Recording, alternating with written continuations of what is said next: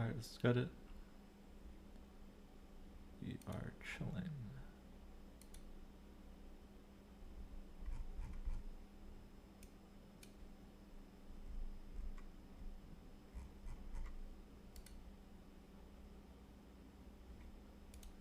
One moment. Okay, let's actually run this real quick. Turn off the pre-rolls, so nobody likes that.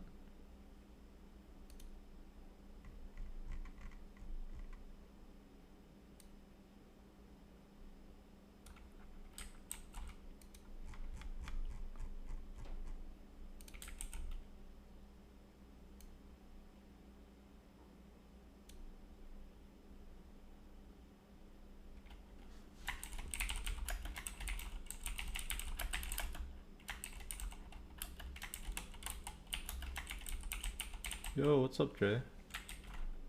How are you doing today?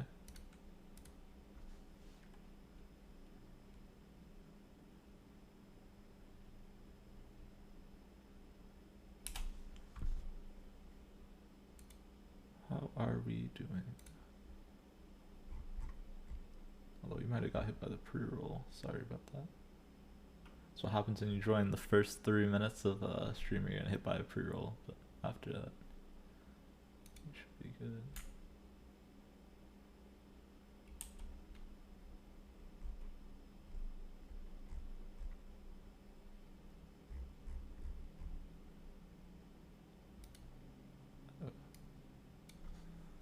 Just realized I mistyped something.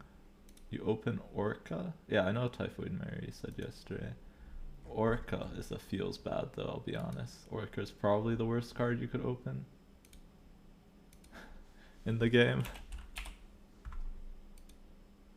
I don't think there's any doubt about that. It's like actually just a worse Atuma. By far.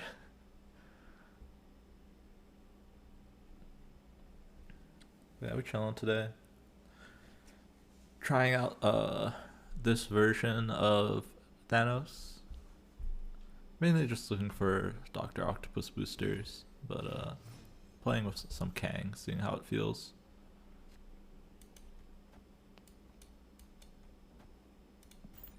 Yo, Jay, with the subscription. Thank you so much, Jay. I really appreciate it. And we will have subscriber emotes soon. Soon TM. I keep saying this, but yeah, I feel bad when people are subscribing with no emotes, but yeah. But soon. But for now, you get no ads, so you can enjoy that while you can. Although I try and run at the minimum, so hopefully it's not too bad. But I'm still getting used to everything. Yeah, thank you so much. Yeah, no problem.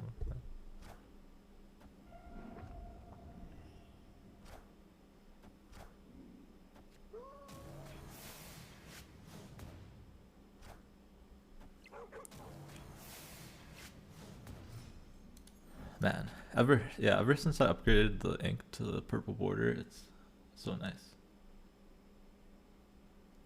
You're losing hope, no split 17. Yeah, Alihasa, I don't know how you have not gotten inked in 17 splits. Have you done the math on that? Isn't that like ridiculously unlikely? Because it's 10% each split after 4, right? So on average, you should hit it by like 10, right? Or 10 is probably below average. I don't know how you're doing it, man. I don't know how you're doing it. I mean, you got Kirby Crackles and stuff, so like, yeah. Oh, I probably should have put this on bar. I don't know. It's an awkward board. 90 more boosters for the next one. Nice.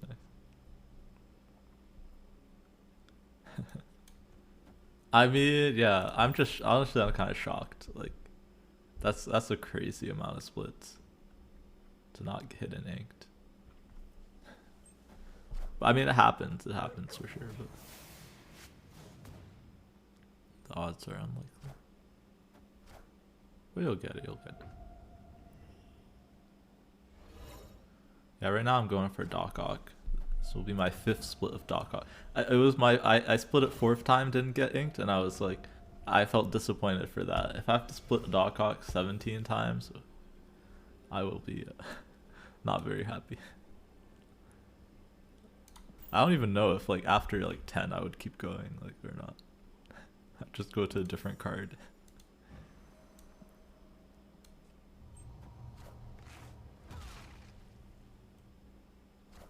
Oh my goodness, yeah. Yeah, you're just using up your luck on other cards, you're right. I mean that's like insane luck, right? Inked, and like crackle. That's nutty.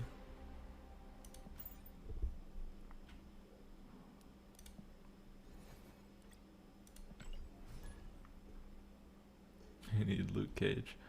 Yeah, Luke Cage will make your Typhoid Mire useful.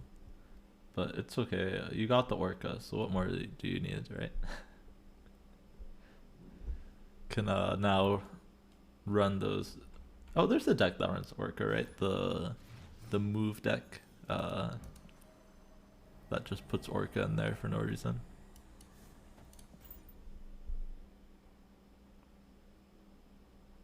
Yeah, I don't even know if I want to split this anymore. Because of the fact it has the purple tone on it, I think I'm just going to leave this until they let you choose borders. And just go for everything else.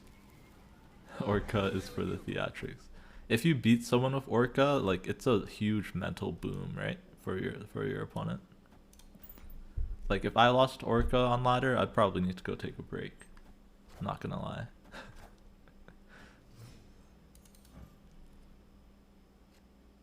It's just one of those cards, you know? Gotta respect it.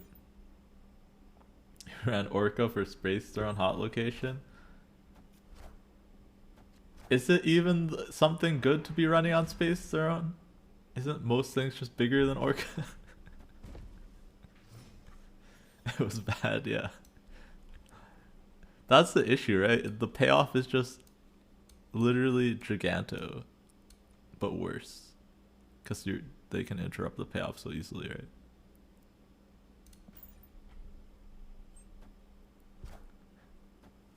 I don't know. It's one of those cards that like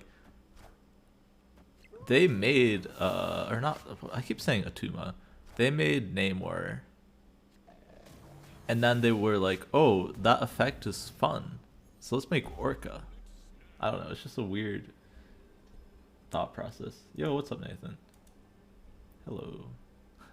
We'll have real emotes soon that are not the highs, but yes.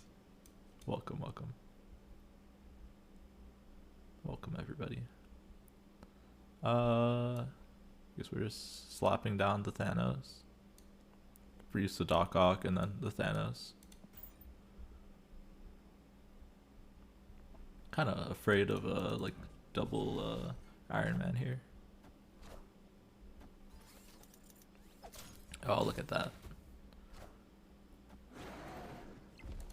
Look at that baby dinosaur.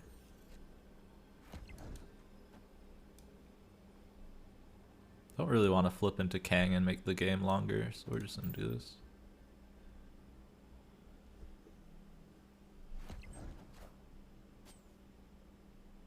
You want to use Hazmat? Yeah. Yeah, you need Luke Cage, right, to use Hazmat. Otherwise, it's just terrible. Yeah. Thinking to play some Sarah later today, too. So we'll do some of that. It depends how many Doc Ock boosters we get. I need the octopus. Okay, so I have past 50 now, so I'm gonna use some of them so that I don't have to, so I can get the double, right? Hold on. Let me move the Doc Ock. I also want to split the Lockjaw too, but I think that'll be after Doc Ock. So yeah, I'm gonna quickly get myself under the threshold.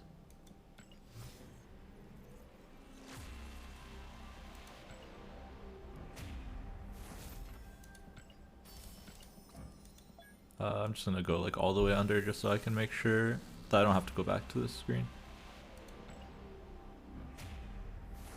Alright, more Doc Ock boosters? Nope. Bitch. Alright, how many do I need now? Wait, if I'm at purple, I need 120, right? Yeah. Okay. It's not impossible. We'll see, we'll see. I'll stick with this deck until A, we split Doc Ock again, or B, I get bored and switch to Sarah. And then I'll farm the rest of the boosters offline. But I wanted to try this out. This is my idea of what the deck looks like if you want to run Kang. Because if you run Kang, you don't want to run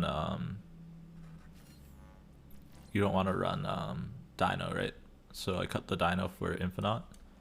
And because Leech is gonna be nerfed, I put Vision in as well. Yeah, booster farming, yeah. Yeah, I really like the booster change. It makes it a lot better. Nice, nice, yeah. Yeah, that's what I've been doing for Doc Hawk, and it feels good. Like, because I do this in this deck, and then also in the Galactus deck, too. Okay, we'll hold this for Electra. Yeah. I mean, it's not like the most... Like, it's more efficient than it was before. But I don't know if it's, like, hopefully it's not their goal for, like, what booster... Like, they said they're still going to do, like, booster magnets or something like that in the future. So hopefully that makes it a little bit quicker. But like it definitely works, like their change. Because it's funny, because I keep hearing people say that it doesn't work, and then I'm like, there's no way it doesn't work, because like I've been doing it with multiple cards. I did it with Angela, Thanos, Chavez. Now I'm doing it with a Doc Ock. It's a nice change for sure. It's a nice change so you don't end up with like a million boosters on a card you never use, right? Which I know is an issue lots of people had. Alright, dropping the Shang-Chi is kind of scary just because Human Torch exists. But... Oh man, yeah, there's some really... Yeah, well, yeah, I think that's the thing. Yeah, lots of people don't have a large sample size. But if you're a big grinder like us, you definitely notice. Alright, New York. Definitely gonna reality stone that. Do we Doc Ock here? If we Doc Ock here, they never fill Mojo World, right? Unless they fill it right now. I guess if we pull the Heimdall, it's kind of scary. You're ranked 213 pre from boost. Yeah, that is one worry. It's like, since I want the Doc Ock boosters, I'm gonna be... Yeah, you don't even snap. I don't snap them either. I actually have a command for that because people will come and ask me why I'm not snapping the bots. Here's my command.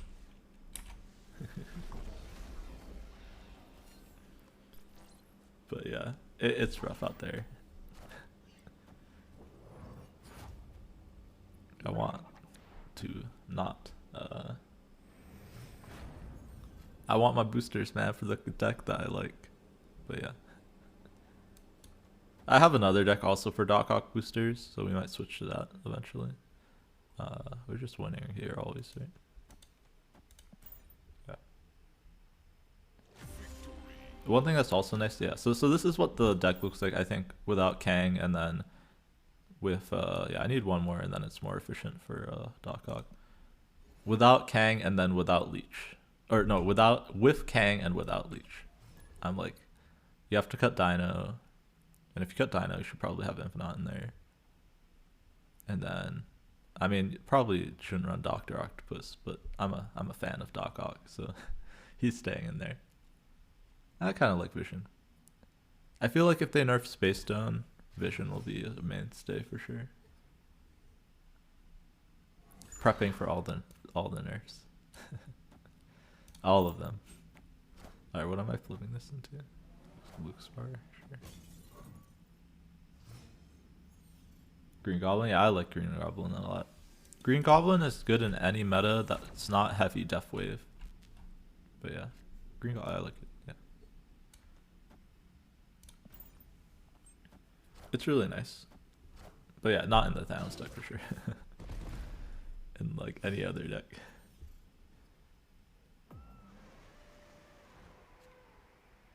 Oh yeah, he was pretty bad with Surfer, that's true. Oh man. Oh, never mind. Do I even do that now? Kind of want to get She-Hulk down, and then we'll Shang-Chi it. But yeah. Goblin is a nice card for just clogging your opponent. Feels good. Forward spaces are nice. Yeah. Playing versus a boss really tells you like how worth it is to have a have Goblin in your deck. Low key. The amount of times that they just like screw you over with goblins, it's just nutty. Oh man, they have Squirrel Girl. That makes this a lot harder.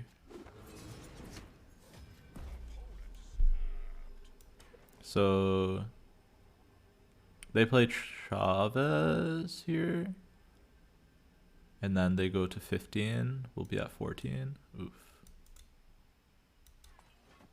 This never does it. This makes it 6-6, but then it's 10-6. Right, let's see if they have Chavez, right? Yeah, locking lanes are so good. That's why I like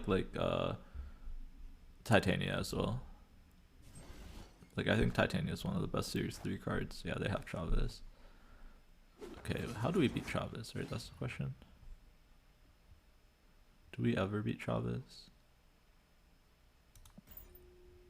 There's no... Is there... Wait, can we get into Luke's bar? Oh, I don't think we can anymore. Oh, we might have been able to get it without the Kang. Okay, we did get an extra draw though.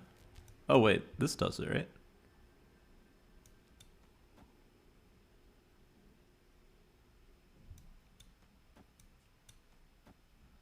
Possibility now? Now I can hit the Infinite. Sure. No, yeah, I like her for her effect. Yeah, that's true. She does get zeroed a lot. But like, especially like with Green Goblin, it's actually nutty, right? Alright, come on. Hit the Infinite. Yeah, there we go. Easy clap.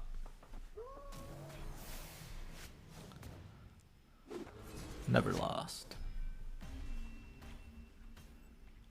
But yeah, I love her like in the double deck where you run like the Moon Girl to get like 2 Titanias. She's really good with like Arrow, right? Because you can like deny. It's basically she's like a hood demon, but you don't have to run the hood, right? Isn't that just nutty? You just gotta run a demon with an upside usually, right? Because the upside is that she can lock them out of the lane. Yeah, stature deck. Yep.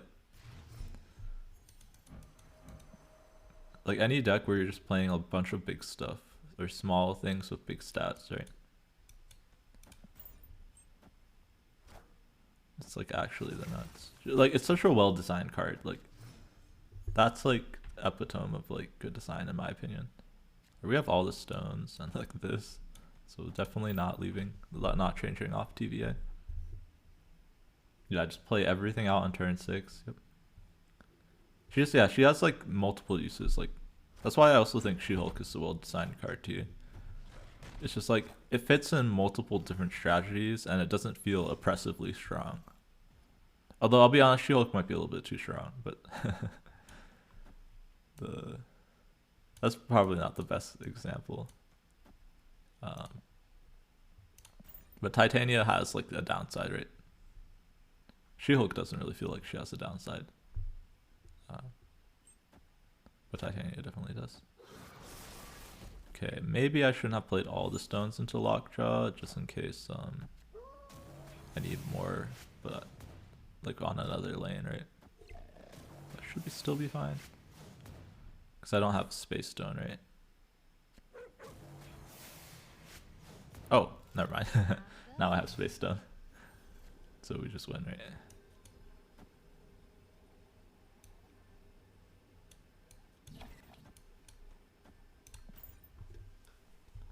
Yeah, I like Titania a lot.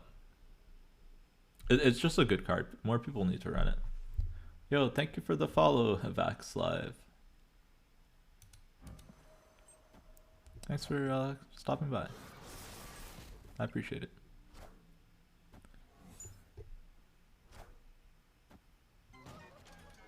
Yo, what's up?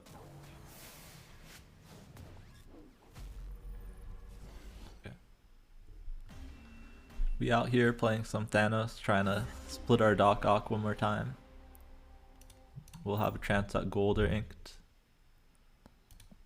Alright, obviously we dodged the boosters there, but it has twice the chance of getting boosters, so. Try and get your Thanos inked? Nice, nice. Yeah, it took a while. Well, okay, it didn't take a while for me.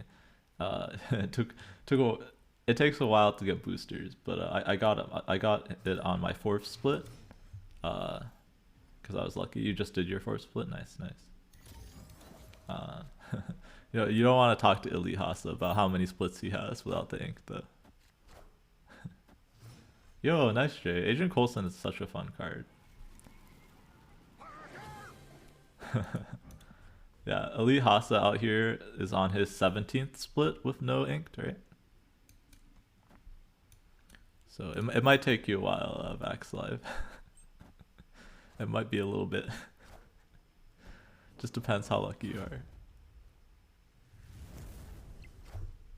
Yeah, he's got gold, Kirby Crackle, I think literally every other effect.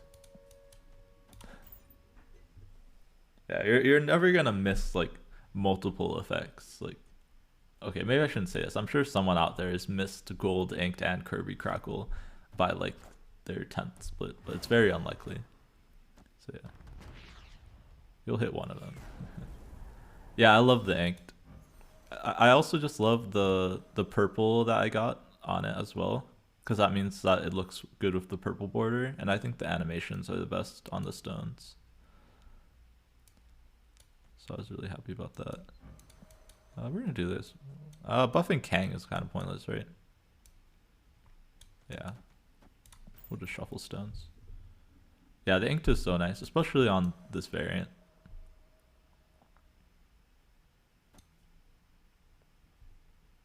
Yeah, I think you have above average Elite Hasa. You're just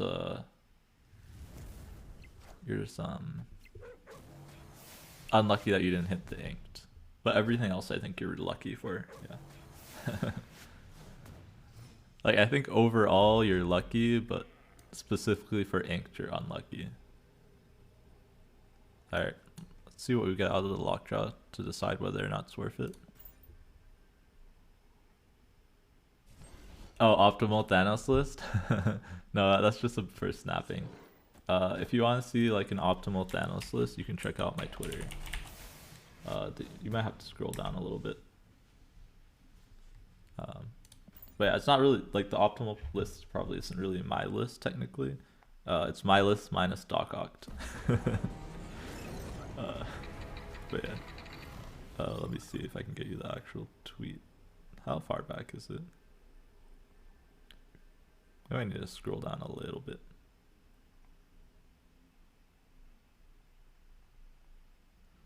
Yeah, if you scroll down to like the beginning of March, you can see it. Yeah, like March 3rd. And you'll find the optimal list without Doc Ock. Is there?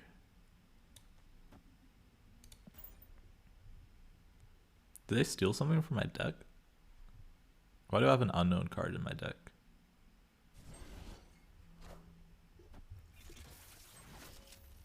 Oh my god, you have almost a full page of Thanos. That's hilarious. Okay, we might actually lose here, right, to Heimdall. Do we ever beat Heimdall here? Because they have Prio. I was hoping that we would get Prio with this, but this is a massive multiple man.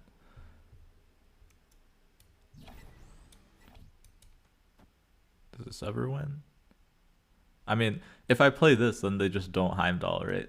Because they decide whether or not we're retreating.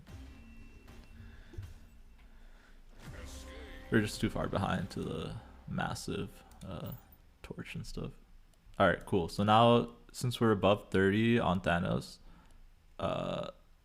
he no longer has a double chance, which means Dr. Octopus should be even more likely. Hey, it's Kev. He swapped his Deadpool avatar off. Bitch. Alright, is he gonna dodge me on turn 1? No, he probably sees where Thanos now. Yeah. He's dodging me. Yeah, so this is one of the people I face. But he started just dodging whenever I play him. Like on turn 1, he just leaves. Out here bot farming. Sag. First person of the day leaves turn 1. Bitch. I played one game with him on Galactus and one game on Sarah. And then after that, like, he's dodged the last like 10 games that I've queued into him. I don't even snap or anything. I don't know why.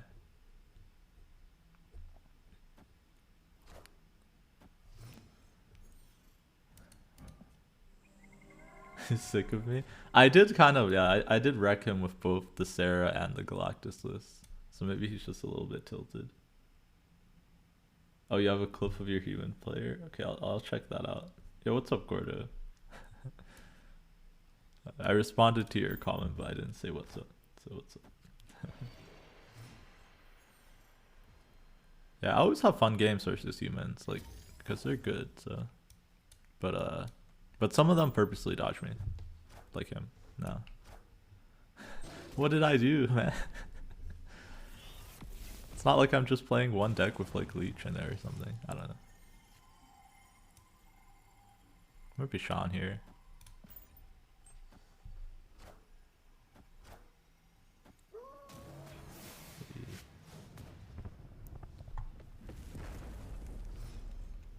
Yeah, go for it, Ilihasa. Link it.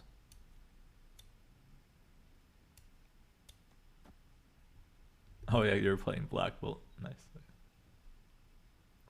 Wait, I might look at it after this while I'm queuing in, but I need to think about this Kang play. Alright, let's Kang to see whether or not it's worth it to shuffle into Lockjaw. And if it isn't, then we'll probably play stuff outside, or play it in a different order. So we're just testing, right? It might have been worth to Kang first, because Kang first tells us whether or not it's worthwhile. Yeah, it's definitely worthwhile, right? We get the Travis. And then our second thing, if we play Mind Stone first, will be Quinjet, which should give us that cheap Thanos, right? The 21 power Thanos.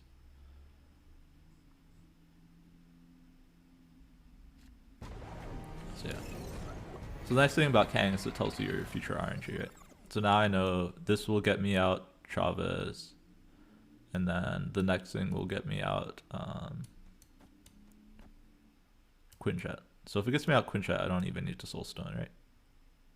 Although I want the draw. So we'll do it. But yeah, we have to make sure that we draw last, right? If we want the same outcome, right? Because if we draw, it like reshuffles the deck, the order of the deck, and Lockjaw pulls out in the order of the deck. You're playing Leech, it's Sag. Yeah, true. Reality, yeah, true. Reality Stone could also mess it up depending on what location it swaps into. Usually it shouldn't, but... Oh wait, no, you're right. Reality changes it because Reality draws the card. Yeah. You're right. Feels bad. Feels bitch. But we still just went with the arrow, right? You're a criminal. Sauron Leech, no abilities for anybody. That's actually kind of a funny idea for a deck. But yeah, we got a different outcome because Reality Stone draws a card, right? The Kang doesn't draw a card. And yeah. If it was Power Stone, it would have been the same outcome. But obviously I wanted to keep a Power Stone. There was still a chance, but it was less likely. Alright, let me check out this clip.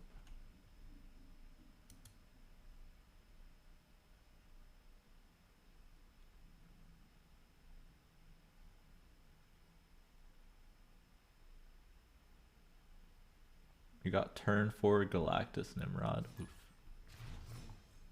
But also, wait, isn't that just a terrible time to Galactus?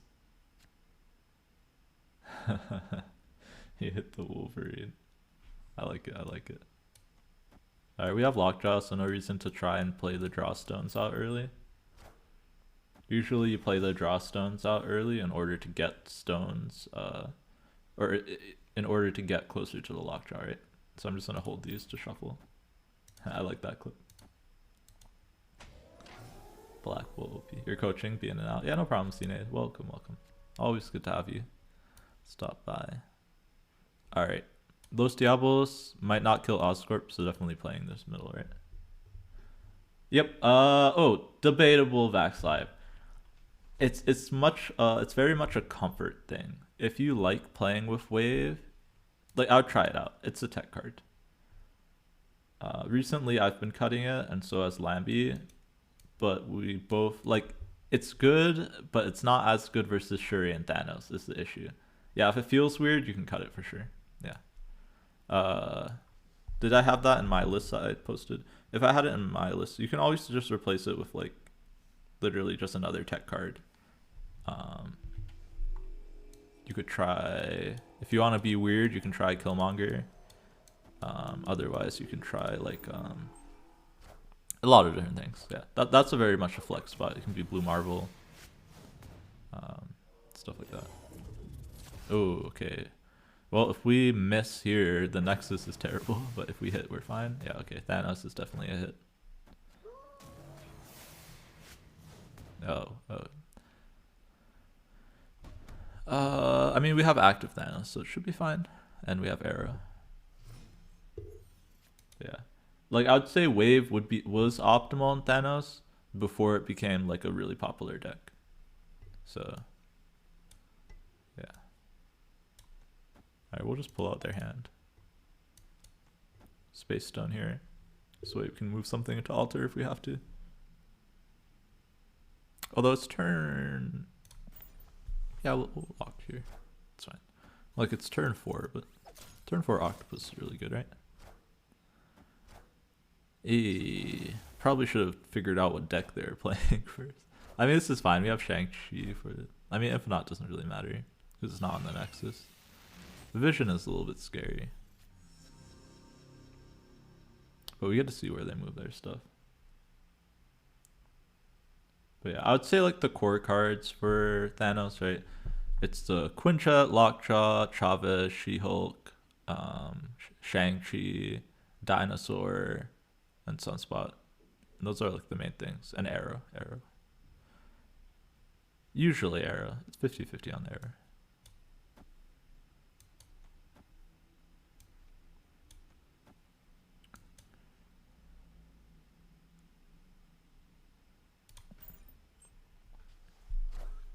But yeah, definitely make sure you run Dinosaur in your list. It's, like, the biggest key, honestly. The list just doesn't feel playable without Dinosaur.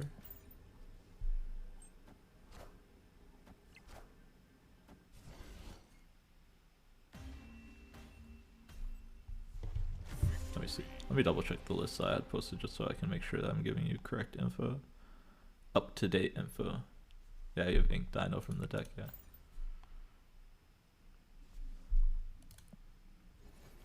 Dinosaur is a key card, yeah, in Elite Hausa. It's definitely, like, a required card for Thanos.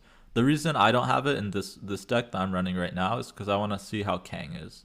And I don't think you can have Kang in a Dinosaur deck. Just in general. Alright, is he going to dodge me?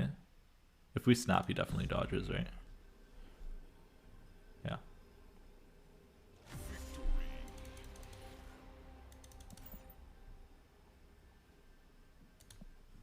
This guy's been dodging me even when I don't snap, so might as well snap. Yeah. Yeah, so, oh, Leech is also key. On my Twitter deck, like, Wave is replaceable. Dr. Octopus, I definitely would replace if I'm climbing. And Blue Marvel is probably replaceable too. Blue Marvel is nice in the mirror match though, so you might want to keep it. Yeah, Leech is a key card in Thanos for sure. Doc Ock is my replacement here. Gordo, okay, I've been playing this guy offline, and I'm telling you, the last 10 times I've played him, he leaves on turn 1. And same thing, even the beginning of the stream, he just leaves on turn 1. I don't even snap, he leaves. So there's, like, yeah, I don't know what I'm supposed to do. Like, He's reinflating my win rate versus people. I'm trying to deflate my win rate versus people. Oh man, Murder World kind of sucks. Question: if you have Time Stone and Lockjaw, do you play Time Stone on 1, Lockjaw on 2? Usually, yeah. If you have a safe spot for Lockjaw, my name and avatar. Honestly, yeah. But I just like my name and avatar. Yo, thank you for the follow, Albernia Garce says. Thank you. I appreciate it, man. Yeah, usually I would do it, but make sure you have a safe spot for the Lockjaw first. Right, so if this was like Xandar, I would do it. Thank you for the follow, Tempura. I appreciate it. Alright, we're gonna kill off our Time Stone here.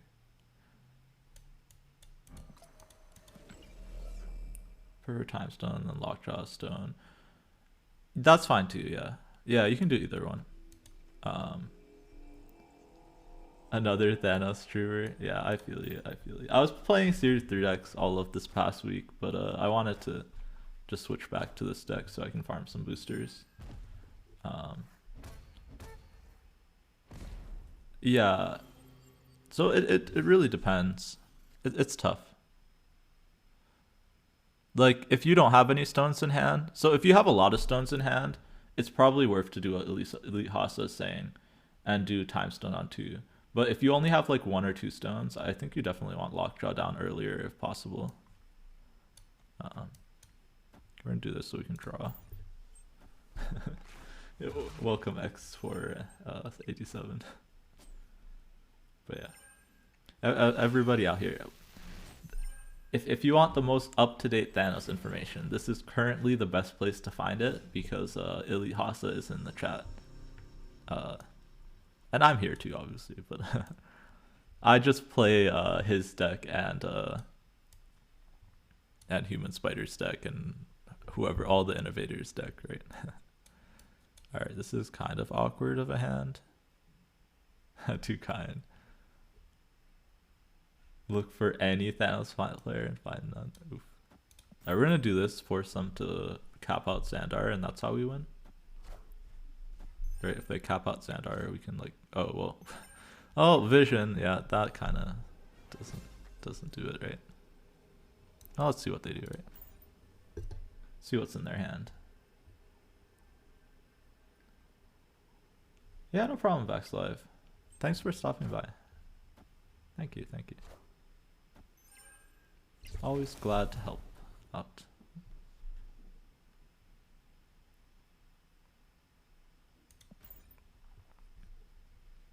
Yeah, we'll switch to a different Doc Ock deck in a bit. But it's been like, yeah, multiple days since I've played Thanos, so I felt like Thanos today. I'm sorry, chat. But also, like, I can't not play the split at least once a day. Alright. If we do this, they can't move the Vision, right? So this should win unless they have something bigger than 11. Oh my god. We still win, but didn't play around leader.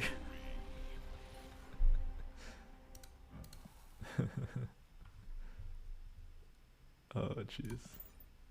If they move the Vision mid, no, but then they lose left. Yeah, it didn't matter. Dude, the fact that the bots have leader, it's kind of triggering. If it was old leader, they could play it right, and then they would win. They're not gonna kill Thanos. They'll kill Leech hopefully, and maybe Quinjet. Thanos will still be good without those. It just might not be as good. But yeah, that's why we're trying to play with no Leech. So this is a Leech-free channel. Oh, now we don't have Thanos. So all right, with 3 5-drops, I'm definitely holding Time Stone one more turn. You don't mind if I play Thanos? Thanks, man. Good to hear. I mean, like, I'm just gonna play whatever I find fun. Otherwise, I'm gonna be really bored. The main reason I'm not playing Series 3 decks anymore is because I think I literally played all of them. So, oh, here we got the best 5-drop in Marvel Snap. Yeah, I figured out I think what decks I want to bring, just not what cards I want to put in them. But I'll probably work on it later. I also kind of want to see if nerfs come out early. Like most likely they're not coming out this Tuesday, but if they do, then I'm gonna have to change my decks anyways. You remember when people would snap when a stone got discarded? That's funny. I didn't even know that was a thing. Yeah, I don't like when people just complain. Like, there's a lot of strong decks right now besides Thanos too. Anyways, like obviously Thanos, sure you're the strongest, but like I've been looking and people have been playing. I'll play a Sarah deck actually today.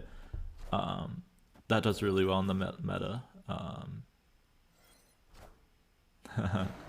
Well, I mean, in comparison to a dinosaur Elite Hasa, like I don't know if it's actually the best. Is this maybe? I don't know. It's district decks. It depends what they have, right? Huh?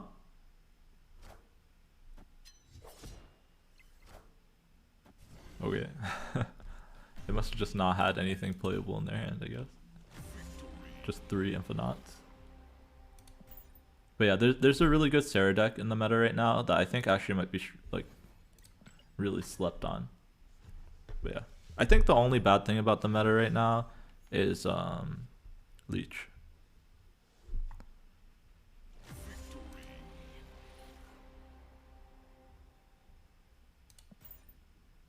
Hi MMR everybody. Yo, thank you for the follow, Kira Ashton. Free cube. Dude, I'm telling you, this is like, it's probably 15 games now that he just leaves on 1. Or he or she. I'm pretty sure it's Kevin. Kev is what Kev is short for. So that's why I'm saying he. Oh my god. What is this game, man? Back-to-back District X games. Well, I guess not back-to-back, but almost. No problem, Chuck. Why is everyone calling me Chuck? Thank you for saying your name. Right? Yeah, no problem. Thanks for the follow. I really appreciate it. I love when new people stop by. This is a just chatting stream because everyone's dodging me. Oh man. I mean, okay, we gotta see. My name is not Chuck. Someone said it before too. I don't know why. Now it's like a thing, I guess. I don't know. Can we ever fight from your island? Probably not.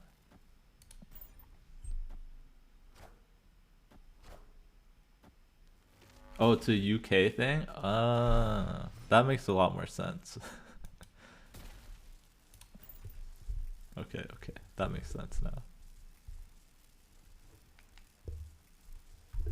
Yeah, because I think someone else said it before, and then someone asked me if that was my actual name, and I was like, no. So, it's just funny. It's funny. Oh man, Thor is like nuts on Lamentus. And Shuri. This is what they get? I get Blade and Thing? Excuse me? I can't ever get enough power in these 2 lanes to win. So we're gonna save some time and leave. Regional UK dialect. I do stream in Europe time a lot, I guess. What? No, I don't. Unless it's the morning. Okay, we got Douglas. He's not gonna dodge. Douglas is a verified pumper. He will stay and pump me 8 cubes. I'll also stay and pump him 8 cubes. This is probably a turn 1 snap with Lockjaw Space Stone. Do you think he leaves if we turn 1 snap? I feel really bad turn 1 snapping him because he'll stay. Okay. He gave us a fist bump, so we're not snapping him. I want him to stay, so I can like show how the game plays out. But yeah, this is 100% a snap here. Death's Domain with way to get in it. It's just nutty, right? But we're not snapping. How strong can Agent of Shield get? Not that strong, but it's fun to play. Alright, he's also playing Nimrod, so we're not gonna snap him. Because then we can play out the whole game, right?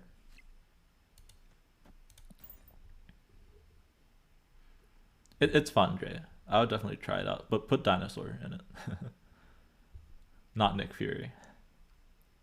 And then it's probably fine. Oh wait, he's playing Discard. Oh, never mind, less fun. But we're not playing Leech, so it's fine.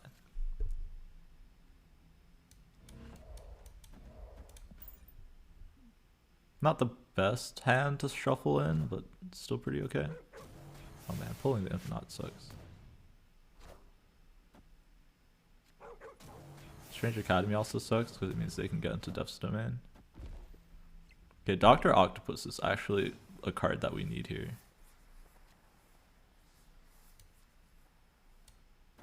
But we're gonna do like this.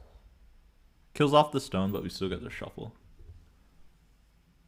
Helicarrier, Ghost Rider. Yeah, it's fine, Jay. Like, it's okay.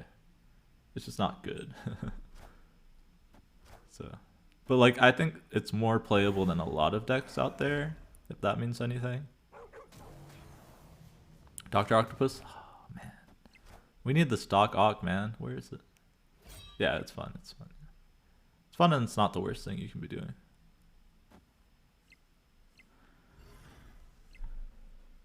Alright, they're gonna discard Apocalypse with this unless we hit the Dr. Octopus.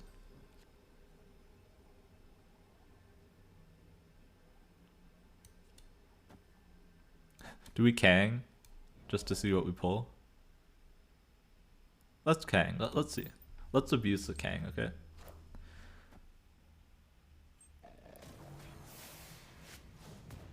No Octopus? Alright, so we're gonna have to change the order, right? We'll have to do Mind Stone first to try and guarantee the Octopus.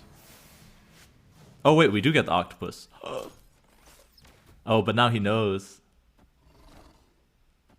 If we get Octopus here, we win. Alright, so in order to get Octopus, we have to put something in that doesn't shuffle cards. Right, and then we have to put Mind Stone second. Mind Stone first. No, but aren't we guaranteed Octopus if we do like this? Because this was Kang before, right? So this should be guaranteed.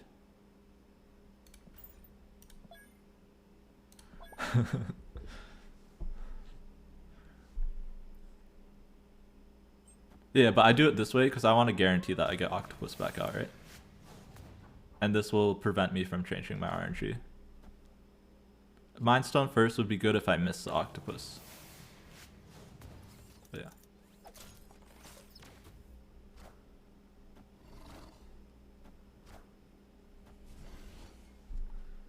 So yeah, if you want to make sure you're yeah, Kang is really fun with Lockjaw because of the fact that you can manipulate the RNG, right? If I miss the Octopus, I could have done Mind Stone first. And then that would have changed the RNG. So then I would have had a chance of the Octopus. But yeah.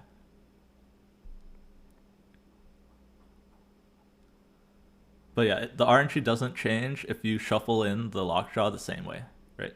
So something that doesn't draw cards and then something that does draw cards, right? You made a deck called Hate People, has Sandman, Iceman, Yondu, Leech, Cosmo. Yep. The classic I don't like you deck, yes.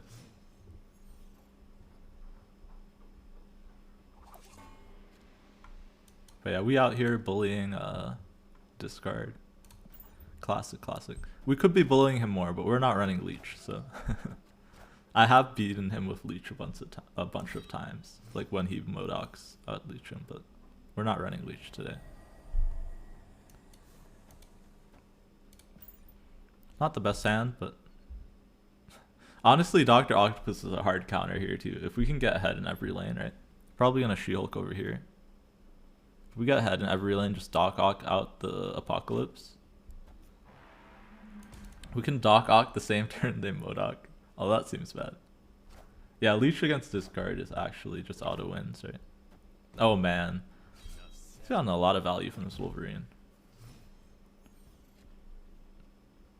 Alright, we don't Doc Ock now, right? Play this. It's actually a tough call, right? Maybe it's Vision. We never play She-Hulk though, otherwise, right? So I think we play She-Hulk now.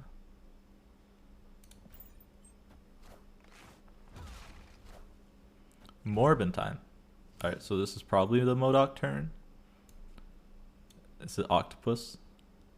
Could be Octopus just to lock them out here, right? Seems pretty good.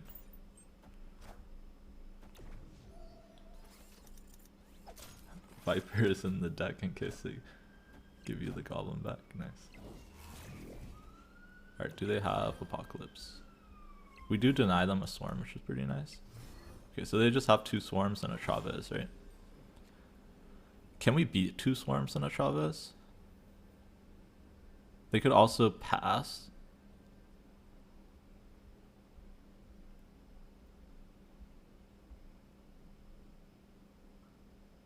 Them passing is scary, right? If they just do Swarm, pass, we lose.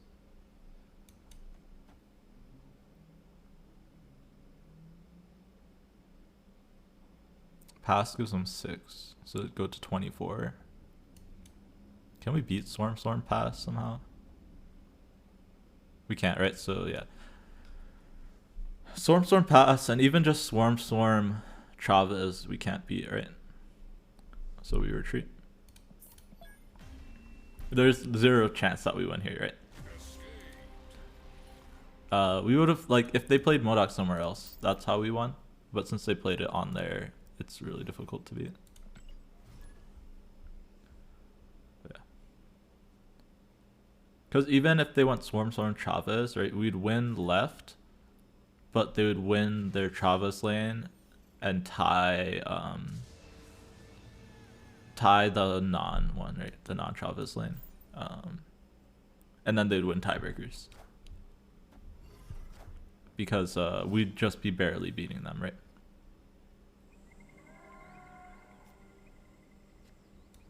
I don't want to rock, so we're reality stunning this one. We'll hold Power Stone, it's free, so no reason to pop it just yet. We might play it now so we can get priority. But yeah, see, we get Wakanda Embassy buff, so OP. I want to draw, right? Put this over here. Just gonna try and maintain Prio here. No reason to give up Prio for free, right? Yeah. Man, we're really missing on the lock shows. Alright, they hit their Modok though. Just like the nuts for us. But yeah, we're still in an awkward spot where we're probably playing a tempo Shang-Chi here. Yeah, because they play, I mean, we could hit Chavez, but we're always going to have Prio. So yeah, we're just playing this for tempo. And trying to win with an arrow, most likely. Yeah, it doesn't help versus Dracula, right, and all this stuff. We'll Doc Ock middle. If they play 1 card, then we know they just have Chavez left, so we can try and win from that. Tempo Shang-Chi. Yeah, it feels really bad, but yeah, we have to do it. Okay, so we empty their hand here. And so they're probably going to skip and then... They're going to skip for 6 here, and then they're going to get a +2, right? So they're going to go up to 13 here. 15 here. Can we beat that? Sag. Alright, well, now we just know we're beaten, right? They go up to 15 here. And, like 20 plus here, right? They go up to 21 here, 15 here. Bluff Snap Kang.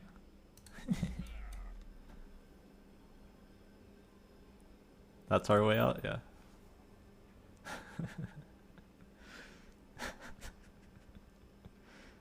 Actual Bluff Snap Kang, yep. A match. He didn't leave, Sage. No, he's a good player. He's not gonna leave. There's no way I win here, right?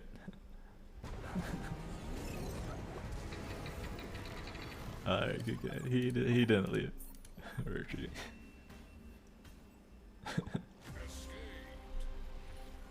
He didn't fall for it. We did show the Kang to him earlier, so he knows that we have it. But... Octopus not as good as Leech, confirmed. But it's fun. It's more fun. So, and we want the Oct boosters, right? But yeah, Kang becomes worse if the more your opponent expects it, right?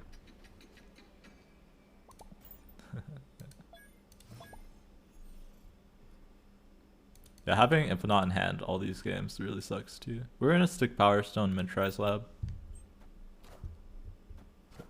Mission failed. Yeah. Just because I don't know how much space I'll have.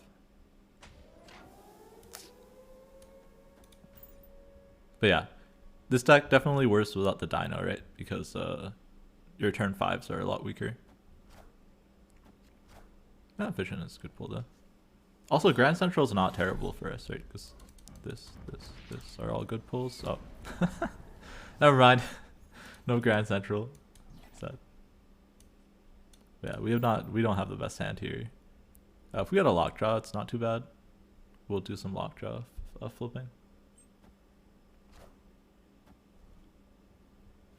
Yeah, Infinite is really bad in this deck. I just feel like I can't be running Dino right now with Kang. But maybe you still run Dino with Kang and you just take the -2. Right? My hand is the worst. Yeah, and they have the Modok nuts. Yeah, if you don't have counterplay for Modok, it's actually like a very strong deck, right? I didn't have any kind of counterplay. Bluff snap again? I mean, he's so far ahead, right? There's just no way. Rough. But like, you guys are literally watching, everybody, the perfect example of why this deck isn't as good without Leech, right? This would be a game that Leech would auto win, right? That normally you wouldn't be able to win.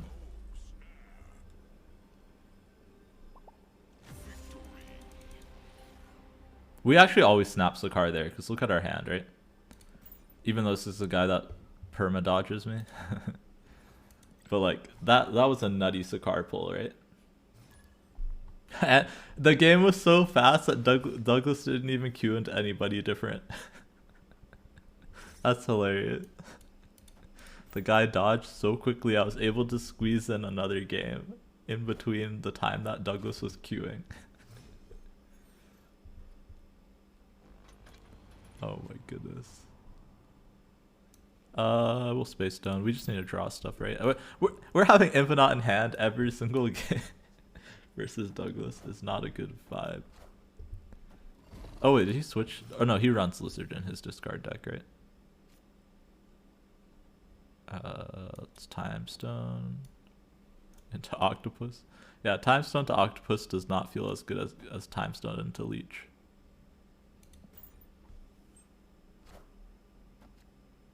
Yeah, 20 from Lockjaw versus 17 from the Dino is not really a big difference.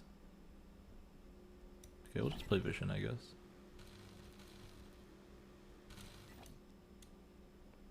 I could have thought about, since I had She-Hulk and Infinite, one of the plays you can do is Time Stone on 4 and to pass. But with all these 5-drops, it's probably just worth playing one out, right? Yeah. Oh wow, he plays over there. Dracula. Okay, Dracula's actually one of the things that we can counterplay because we have the Octopus for the last turn. Right, so we can go like this into Octopus. And we might be able to steal a win. Could also pass. The other option is pass into She-Hulk Arrow. Yeah, Time Stone pass and not She-Hulk was probably the play there. I'm gonna pass, and then we can either go Infinite or we can go She-Hulk Arrow. I like passing here. Because we gotta move the Vision based on where they play the Modok. They're probably playing Modok mid, I would assume. So if they play Modok mid, we'll have to do the math based on what's in their hand. If they don't have Modok, this is even better, right? But if they do have Modok, She-Hulk Arrow isn't playable. Right, because they'll be able to flood. Okay, they just have Modok plus Lady Sif. Or not Modok, Morbius. Okay, so now we just do this, right?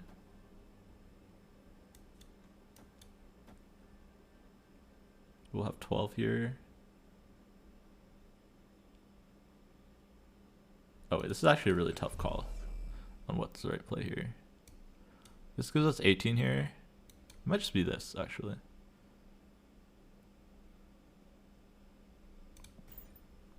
Because 18 here should be bigger than anything they do here, unless they put Chavez and discard a big card, right? And then 22 here should be big enough. Are they gonna put Chavez there? Oh no, okay. Oh wait, where's Wolverine going? Okay, we're fine then, right? Even if this discards Chavez, yeah. Yeah, so the only way they won there is if they drew the Apocalypse, which we knew they didn't have actually. So yeah, this is always the play. Ah, Doc Ock boosters, yeah.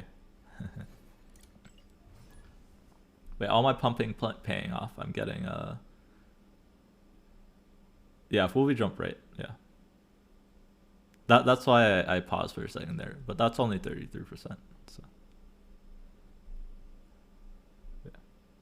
yeah, we'll be jumping right. Also lost this game. Yeah, that was a lot of people games back to back. That's pretty fun. Obviously, Kev Kev dodged, but he dodges every game. I should start a Kev counter. If he keeps dodging me, like in the future, we'll have a Kev counter. All right, we have vision, so I don't mind just playing Space Stone here. You get a dopamine shot when you see Thanos on the end screen. Yeah, I feel you. I feel you. That is me with Doc Ock right now. That was me when I was working towards the Thanos boosters, because that was the same day. The same day where I was going to get my 4th split with Thanos was the day that or the day before I got this Thanos variant. So it worked out really well. I usually like Kang on 5 if you draw him off the top, right? It's just better to get deeper in your deck usually. Usually, unless like you're already in a strong position where you don't need extra cards. But I want to see what cards I'm drawing. All right, they're a move deck, which is absolutely awful for us because of Sanctum. Man. But yeah, booster farming is dopamine. But yeah, now we know they can get into Sanctum, right? Which is very scary. I mean, we can try and lock them out here with Doc Ock. That's probably our win condition. If they pull out Heimdall here, it's really good for us. Damn. If we pulled out Heimdall, it's good for us because it wouldn't shift out these cards in Dark Dimension, right? Now if they Heimdall in Dark Dimension, these cards will shift over. So it's tough, it's tough. Let's play our biggest card here. It's either that or it's like Reality Stone, so that when these shift, they're not huge.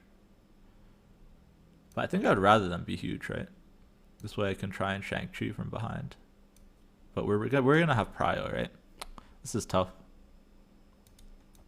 This might not give us Prio, but we Sunspot Soak. I don't know.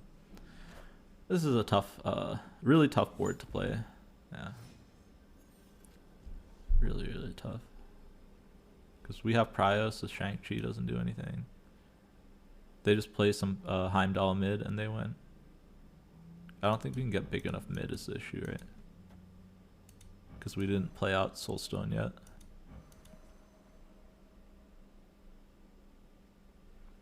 If Heimdall's the last card in their deck, we can win.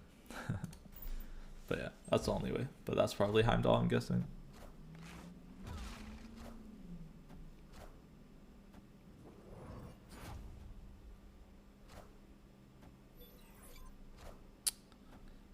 Yep.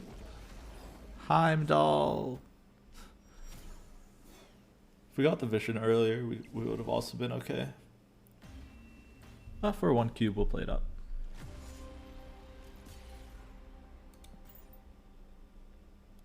Kang.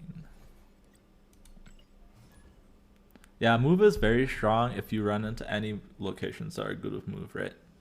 Like I'm telling you, like if New York, Kunlun, or Strange Academy or Bifrost is on the board and you're a move deck, you're actually outpowering most other decks, like automatically. And then if there's like Sanctum and stuff, you're also advantage. The only issue with move deck is you need like help from locations right now because you don't have enough good cards that move your cards to make the deck top tier. But it's very close. Like, yeah, I was discussing this yesterday with like Compu Crazy, who's like an infinite move player. And yeah, I really think that the deck is very close to being like a top deck because it's very hard to play around. So if you give the deck some more tools, oh, it's gonna feel like busted, honestly. It's very close to feeling busted. All right, we'll just float for She-Hulk. Maybe Reality Stone. I'll leave Grand Central because it can pull like some nutty cards for us, right? Kang is fine too. Kang just means that we get a repull on Grand Central. Yeah. I mean, bots are literally impossible to play against when they have move because because they know the outcome, right? Silk. Oh, Silk must be the card that I was forgetting yesterday. Silk is, yeah. Silk is gonna be a nutty card too. The one that I think helps move a lot is this one. Is it... No, not Gwenpool. Sorry. What was it? The Ghost Spider.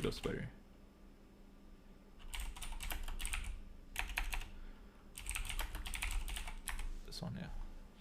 Yeah, Ghost Spider is actually gonna be nutty for move decks. Alright, we got locked out by X-Mansion, which really sucks. Can still win, but we probably have to start playing to Superflow. But yeah. No, I was like, I knew there's 2 move cards that were data mined, and so we were talking about Ghost Spider a lot, which is really good. Like, Ghost Spider is actually nutty for move decks. But I couldn't remember the second card, yeah. But Silk is the other one. Silk is a very interesting card. You got Giganto, you got Absman. I mean, they got Absman, but I got Mr. Sinister to lock me out of the location. Which is, yikes. Alright, we'll put Vision. Hopefully we hit something good. Wait, if I play Kang... Alright, let's Kang test, guys. If I play Kang, do I get to see what comes out of Grand Central? Although, it will change, right? Because I'll be playing a different card instead. Okay, Vision comes out. Let's test it, right? So Vision was... We'll see what position Vision was in our hand, and we'll see if we can predict what pops out, right? Yeah, curious to see what it pulls. Okay, so Vision is the 3rd from the left, right? So if I play Vision, will it pull out Arrow instead? Or will it just completely change, right? That's the question. We could also just play something like this and see if it pulls out Vision, right? Let's do this instead. Let's play Arrow and then see if it still pulls out Vision or not, right?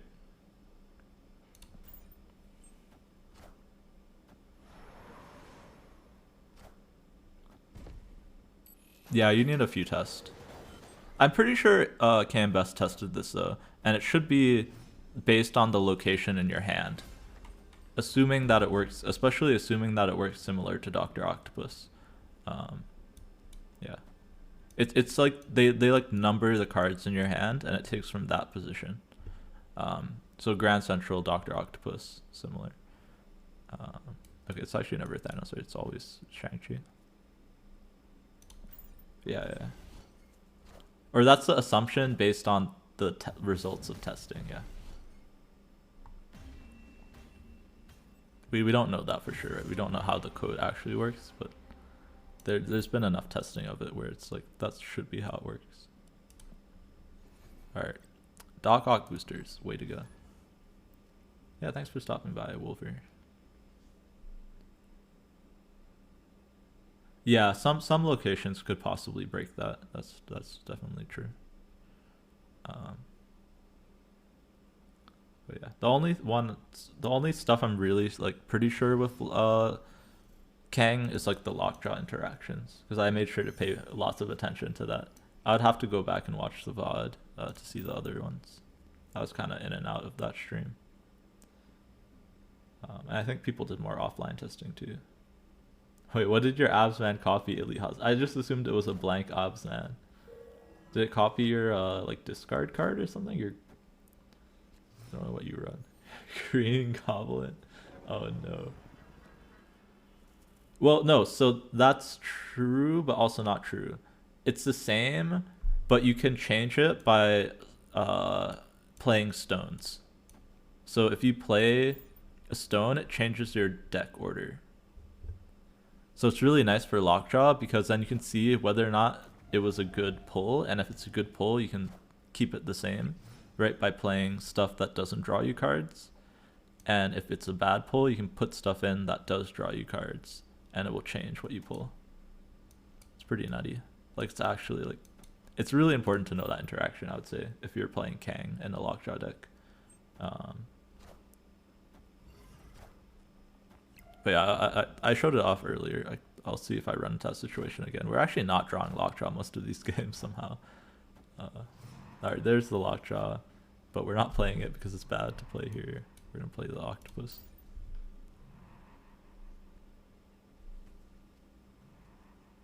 Yeah, Kang is lots of fun with Lockjaw, and other decks it's kind of yeah, yes, I think it's the same as Hearthstone. Yep. Oh man, are they pulling Infinite and we're gonna pull the Infinite with our Dr. Octopus? Okay, nope. Thank goodness. I thought they were stealing our Infinite with the cable. Yeah. Kang is solid in other decks too. It's very good in Galactus. It's okay in like control style decks. It's just you have to be careful. Like, usually I would always recommend don't play Kang when you know you have a winning line, right? Because you're gonna make your opponent think more, right? And they'll be able to play around your winning line. Oh man, they stole our vision. So they can move us here. Right, let's see what their biggest thing is. Oh, they just leave. I will say Kang is kind of nice sometimes just to see if your opponent leaves for no consequence. Obviously you can bluff snap too. But unless I'm sure it's like in person, I'm not gonna bluff snap. I think most of the dislike for Kang comes from that it's not like winning you the game, and people want cards that win them the game, right? It's a nice to have card, but it's not a build around, and it's not like a game changing card. It's just a nice card to have. Yeah, it's a nice to have. All right, I'm just holding time stone so we have an actual curve. Yeah, and we got rewarded. So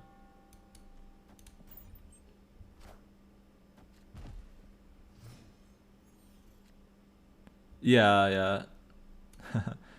We were actually talking about card design last stream, and I was like, a fun card to have would be a card that undoes another battle. Like we were talking about like other options for like Kang, but this could be a different card too. I was like, if you have a card that undoes a battle cry, we are playing. Hey, hello, Lieutenant 21st. We are playing Octopus because I want Dr. Octopus boosters so I can split it for inked or gold.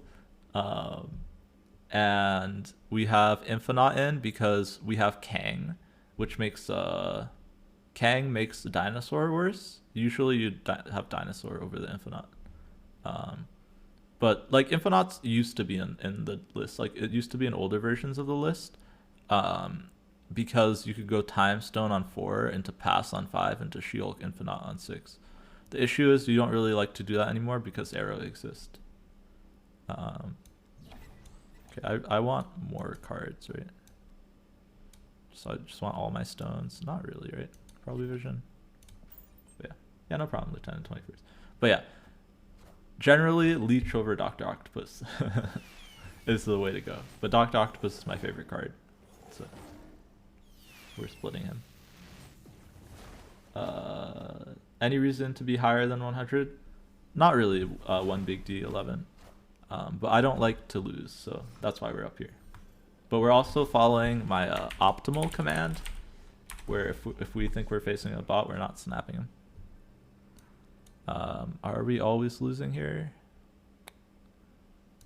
Yeah, I mean, this is pretty good from them.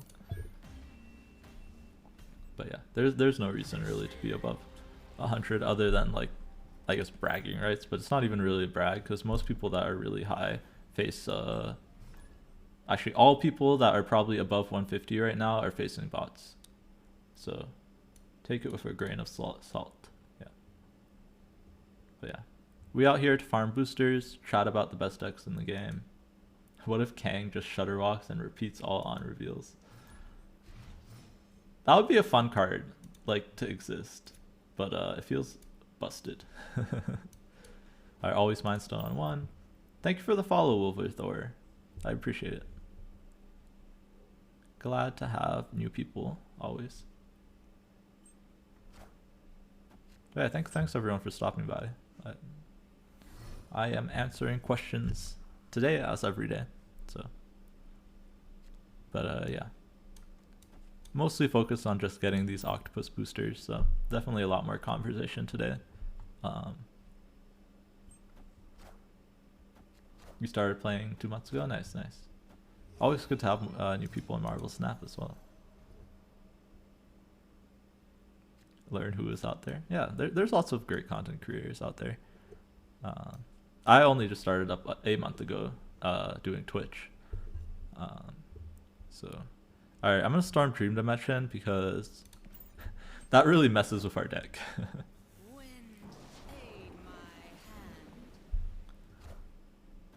You like the bot for... Yeah. I don't know if I'd say... yeah.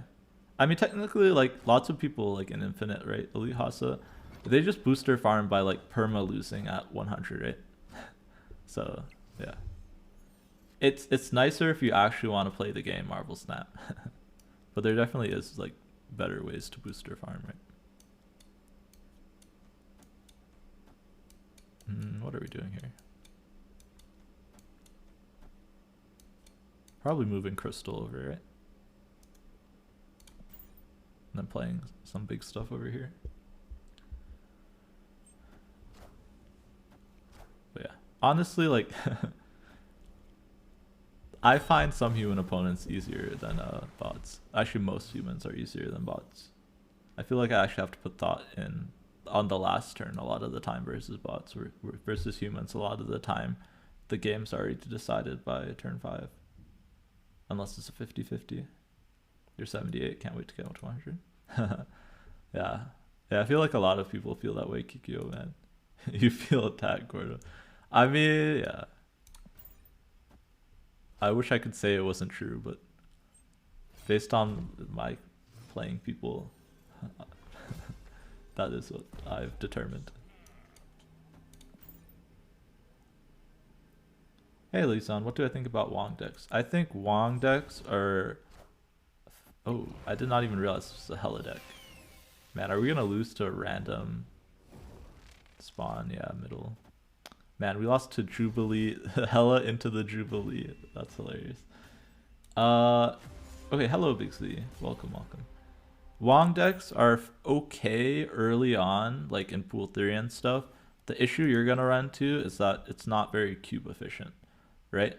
So if you play Wong and your opponent doesn't have a way to counter it, they're probably gonna snap and you're gonna lose a lot more than you win. So, like, I don't think Wong is very good as a card in general, but yeah, I'd say that's my thoughts. I don't know if you want more thoughts on that, but all right, we'll take 2 Sunspots and turn off Sinister London. That seems fine. But yeah, this is another real player. I don't know. They play kind of weird though, so we'll see. We'll see what they do. All right, we have 2 sunspots to their 1 sunspot, so it's probably a snap. We also have Lockjaw now, so it's definitely a snap. Skill testing location with this deck. Yeah, I would say like Sinister London, Bar Sinister. Anything that copies cards, honestly, is really scary to play as Thanos because of the fact that those locations you don't do very well with generally. And lots of decks like get lots of value from like Sinister London and Bar Sinister. So yeah, I'd say yeah, Sinister London is one of them. Bar Sinister, yeah. I think Bar Sinister is always scary when you're playing Thanos. Because at least Sinister London, like, you can go off of your stone plan and you can kind of go for like a Thanos plan. Because you try a Thanos deck. Yeah, it's rough to like learn Thanos, but once you learn it, it's very strong. Yeah, Shuri is really good on Sinister London. Replacement for Kang? Yeah, Reddit boss. Kang, definitely not a required card for this deck at all. It's probably better without Kang, because without Kang, you can put Dino back in. If I would take out Kang, put Dino, take out Infinite, and put like Magneto. Yeah, Cerebro one. They pulled the Enchantress. Oh, jeez. Alright, we're gonna flip Time Stone first, because that's the one we want most back out of Lockjaw, and Space Stone last. Because that's our least favorite stone to get back out.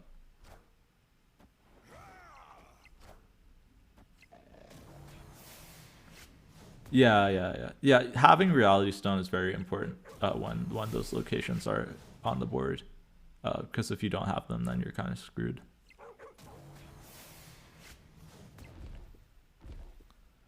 All right, so this guy's playing Zoo. We kind of low rolled, but it's probably still okay. Have we played? We've played all the stones, yeah. So we're definitely not skipping for Infinite because Thanos is just going to be bigger, right? I'm just trying to decide what to do with all our mana, because we're kind of limited on space. Right, I want to play one big thing and then I want to go Power Stone Thanos. That's kind of my plan right now. Let's Kang. Let's see what they're doing, right? Oh wait, let's Kang into the here, right? And see what we pull out. Yeah, it's Kazoo, yeah. Let's see what they're doing, right? They're snapping us back for some reason.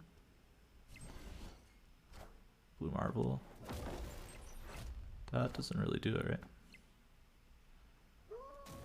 I'm just curious what we flip back out. Alright, we flip out Space Stone, yeah, so definitely not worth to flip into Lockjaw, right? But yeah, he's playing Blue Marble over here. He might switch and put it on the other side. It's either Kazoo or it's like Kazoo Patriot, I think. Something like that.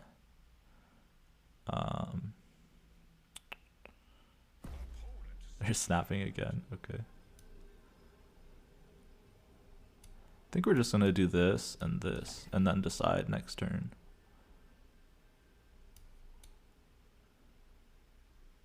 Or do we just give up left? We're probably giving up right side.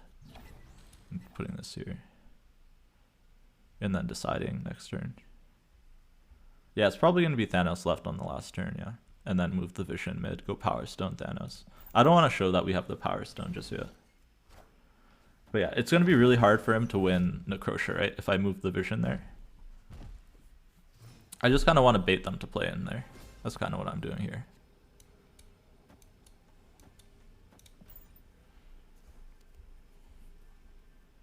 I'm just trying to bait them to play into Necrosha. Oh, they didn't. Oh man, that's a 32. Do we beat 32? Damn. Okay, I forgot they were an Iron Man in their list. Sure, we're pumping. Iron Man, not a card generally you should play around Kazoo. We could have beat that if we just left the Vision there. But I did not expect the Iron Man. Okay. Sure. Do you guys, is Iron Man a card that you guys run in Kazoo? Wait, I would never expect that. What? Iron Man meta? Yeah.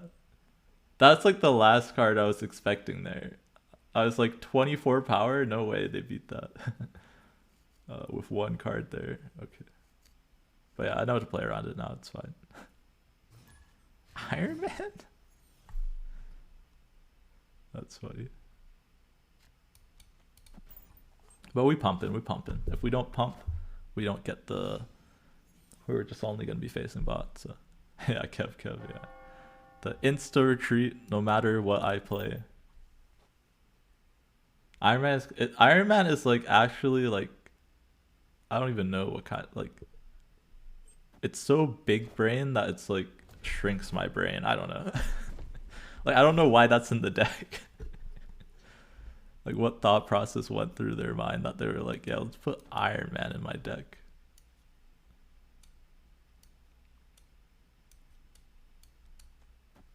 Do we turn off Carmitage? Yeah, sure. I don't know what's in their deck, in the Destroy deck, but we'll turn it off. That was funny.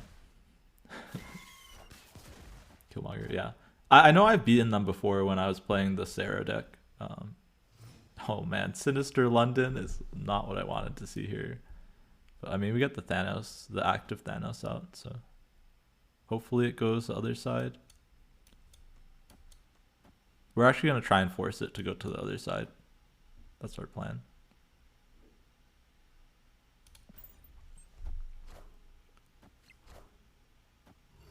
But we're going to have two big Thanoses here. Doc Ock the London, yeah. No, I prefer the double Thanos. But that's definitely a play. I'm kind of afraid of Prof X, low-key, though. Maybe we do this then. We'll Doc Ock Onslaughts.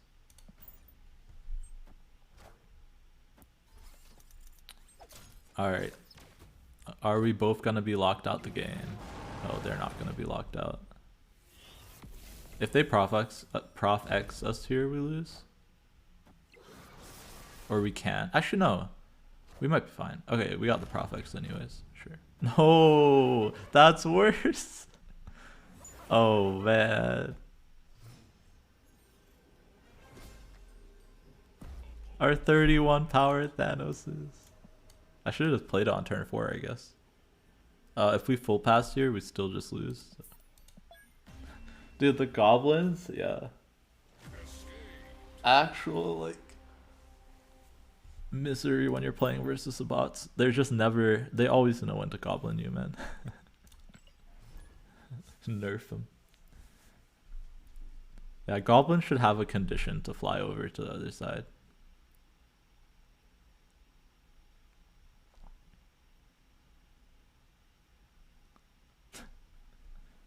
Oh man, we're having some bad beats, but it's all good. Man, if we had Leech in this deck, we would never have these bad beats, right? The Iron Man would be off. They wouldn't be able to goblin us. I'm missing the Leech right now. I see why it's in the deck. No, I know why it's in the deck, obviously. Leech is the best. It's actually like the best card in a good deck. Would I be happy running Leech? Probably not, because I don't have the Dan hit version yet. If I had the Dan hit version, I'd be running Leech in every deck.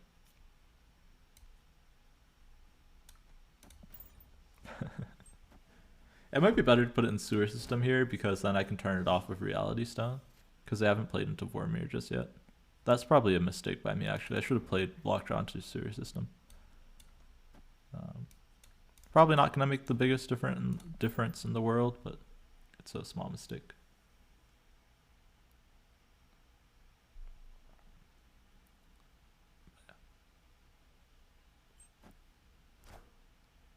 Electra.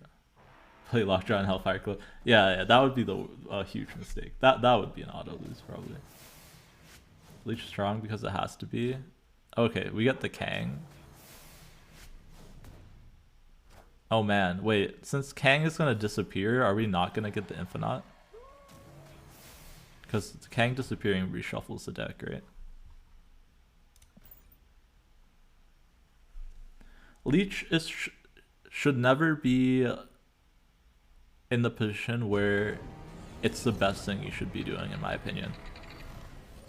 Leech is like a safety valve, right? It has to exist this way,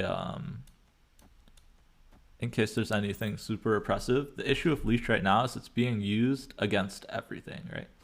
That's my issue with Leech. It's the best thing you can do right now in a good deck. But yeah, I don't think they should like destroy Leech or anything, but they need to tone it down so it's not an auto win if you play it on like turn 3, right? But yeah, we missed the Infinite now because Kang was in our deck. It's sad. But then we just gotta move the Lockjaw. So does it really matter? Alright, I want to play a 5-drop here, so we're just shuffling in the Sunspot. Probably just playing Shulk. Vision doesn't seem that good. Vision seems pretty bad in this deck, honestly.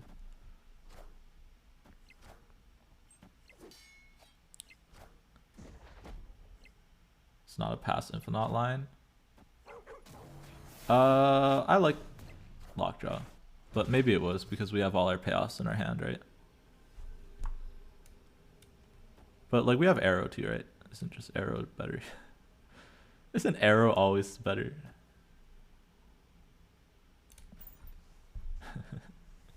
Right, because we set ourselves up with priority. I don't know, it feels weird there to give up priority.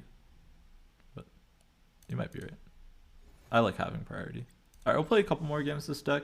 And then I want to try the Sarah deck that everyone's been having. That's been having good success on ladder. So if you guys are down to watch Sarah, I will play that deck in a little bit.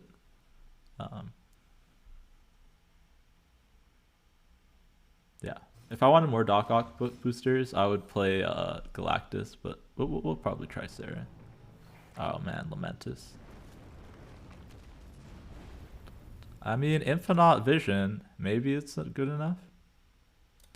With this hand, there's no reason to play anything out early because we don't need priority because our hand does nothing. So, oh man, they have a Sunspot. And I'd much rather see what my opponent does so I can try and win with the Infinite and Vision. So we're just going to pass until turn 4. Okay. So now we're going to play out the Time Stone so we can get an early Vision so that we can pass into the Infinite, right? Oh man, New York. We're also shutting off New York because it's a bot and they know where New York goes. But yeah. Yeah. New York is going off. But yeah, we'll get Vision out a turn early. And then we can pass for the Infinite. And that's how we win.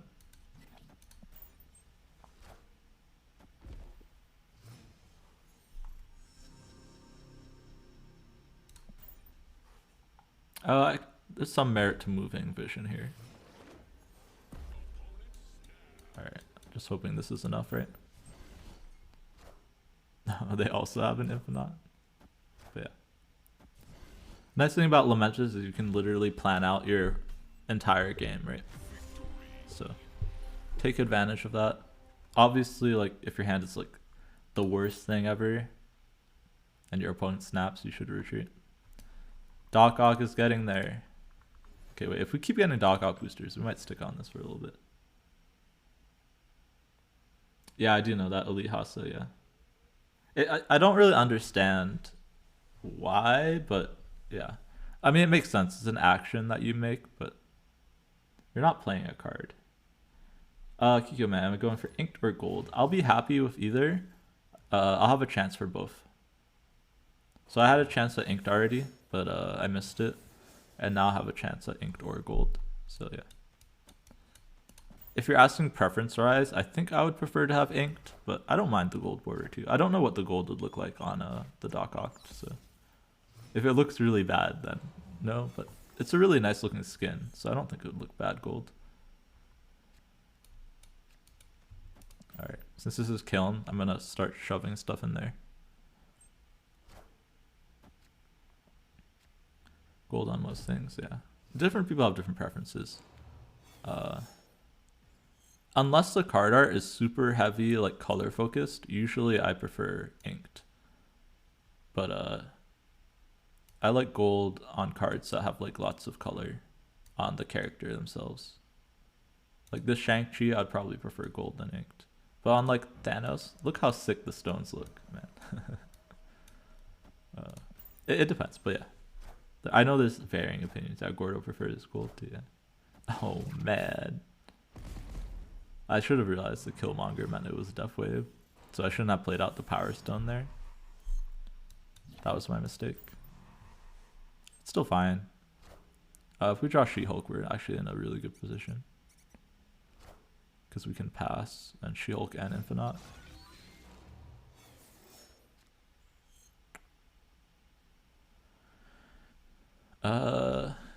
Do this. Basically gives us 2 visions next turn. Might clog up their Superflow.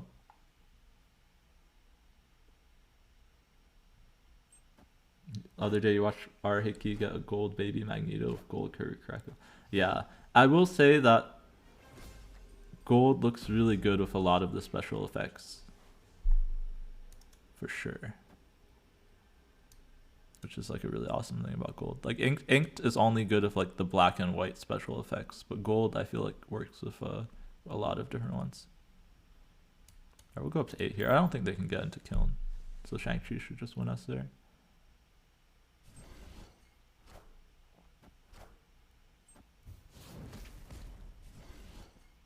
I don't know.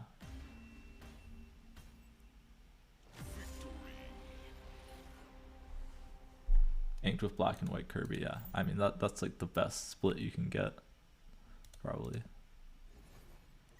Or it's up there for sure. But yeah, I'm pretty far from any Kirby's.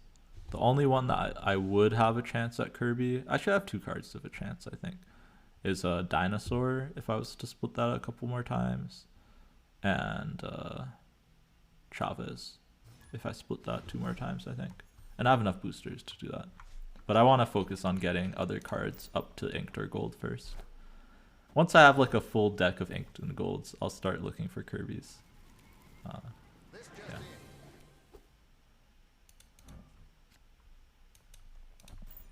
I want to draw this stone, so I'll play Reality Stone over there.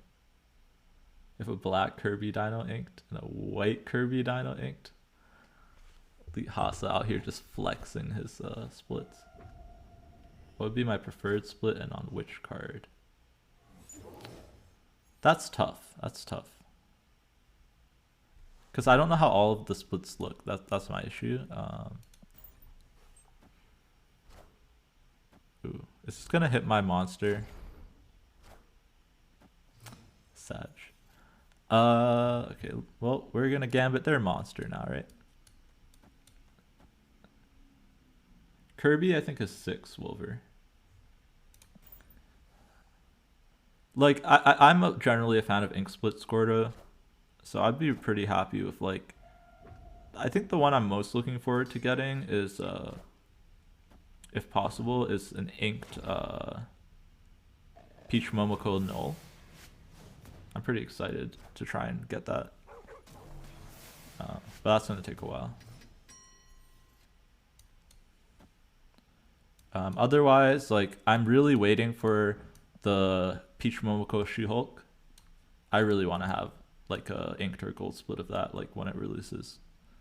All right, let's try out Mind Stone, then Kang, right? Or what's the best way to do this, right?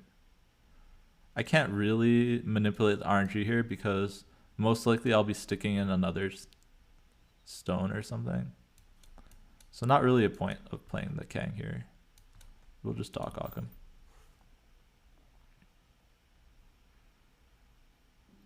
Yeah, Gordo linked the things. It's 6+. Inked Mix Peach Momoko Mystique. Yeah, I wanna get something on that one too, for sure. Oh man, okay, we hit the nuts. Good thing we didn't play Kang. Yeah.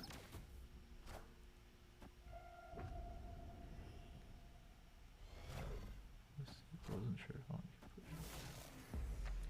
You're building a collection of splits you haven't seen before. Bots. Oh, I would have to. Yeah, I would have to pull that. Like, I would have to look that up. Like, I would have to start saving what the bots do, right? All right, we're gonna Kang to see what we pull out from there, I guess. Or no. We're always playing a stone here, right? So let's play Soul Stone and Kang, right? So we can see what pops out of Lockjaw. And if it's big enough to beat what they do, right?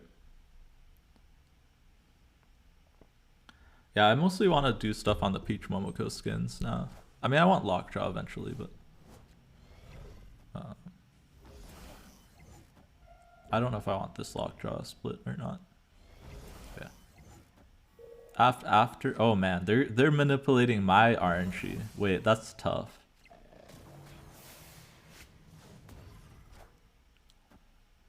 With Mantis, they can change my RNG from the Lockjaw.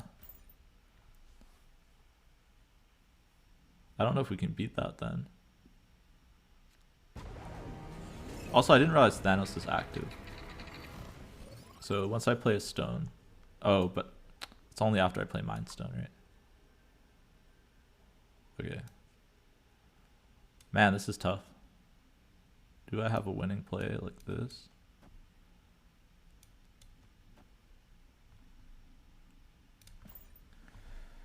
We'll see. It just depends what Soulstone pulls out. It needs to not pull out Quinjet, basically, and we're fine. Gambit kind of sucks to pull, too. Poor David.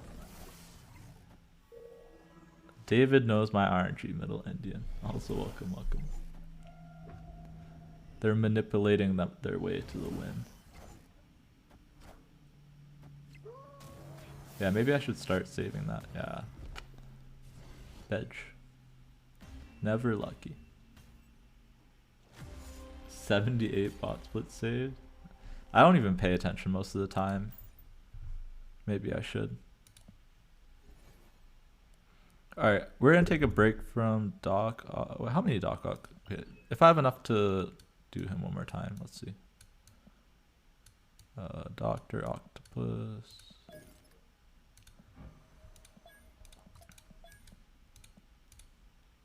Alright, we'll put him to legendary.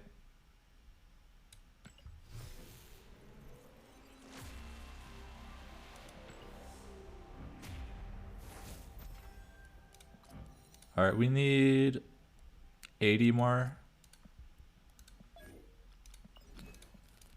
Alright, we have two options here. I want to try this Sarah deck. But I also want Doc Ock boosters, which would mean Nimrod Lactose might be the best move. I don't know if anyone has preferences. We can either do the Galactus deck or we can do Sarah. Nimrod? Alright, we can do a little bit of Nimrod. This is one of the best Galactus decks right now. I will say it might not be worth it to run Dr. Octopus. Whichever one shows me losing more. Probably this one, honestly. The bots are gonna eat me alive with their goblins.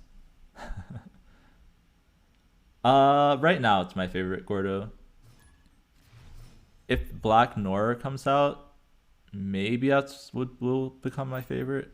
It's kind of tough. I want to see what Black Nora's animations look like. But yeah, I like this one. It just looks cool. This one looks very cool. The Nora one already looks inked, but yeah, it looks pretty cool. But I like this one a lot.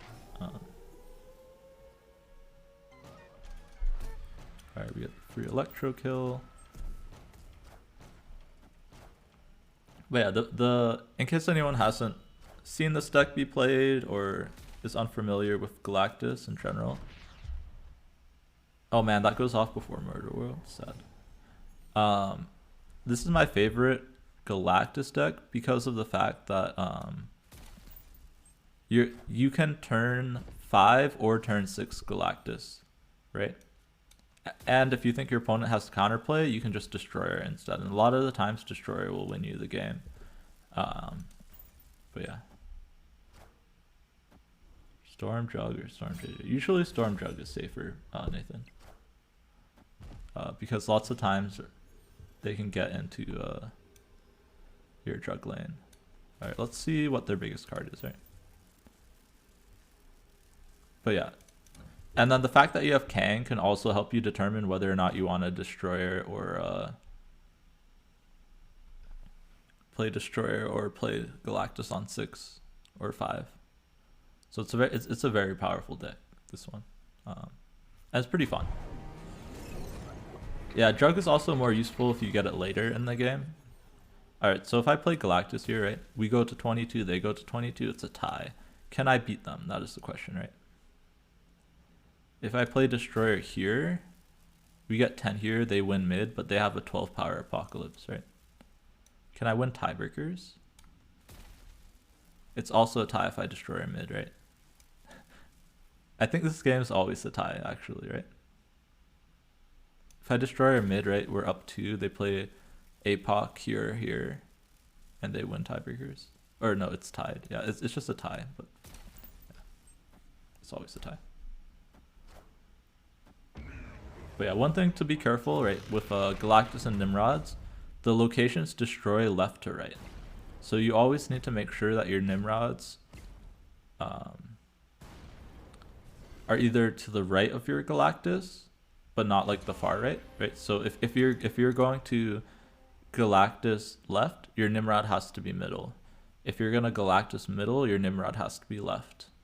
And then if you Galactus right, your Nimrod has to be far left. So yeah, learn the Nimrod positionings. Otherwise, you aren't gonna get the Nimrods, which will make you look look pretty bad. The true Nimrods are the friends we make along the way. Yeah. But yeah, this deck, yeah, the fact that you can decide when you should Galactus or Destroyer, and then you can do it on 5 or 6, it's just ridiculously strong. Like, it's like unfair. This is the most unfair Galactus list that I've played by far. Don't really want to turn my Daredevil into something. But yeah, Daredevil and Kang, it's just like you got to see what they do on 5 and 6. So it's like the nuts. We'll take more Hulks, sure. It's scary because they already played the Wasp there, right? But if they played Wasp, they're probably Lockjaw deck. So we might even just win that lane. Alright, if we get Galactus, it's really good too, right? Because now we'll get a massive null.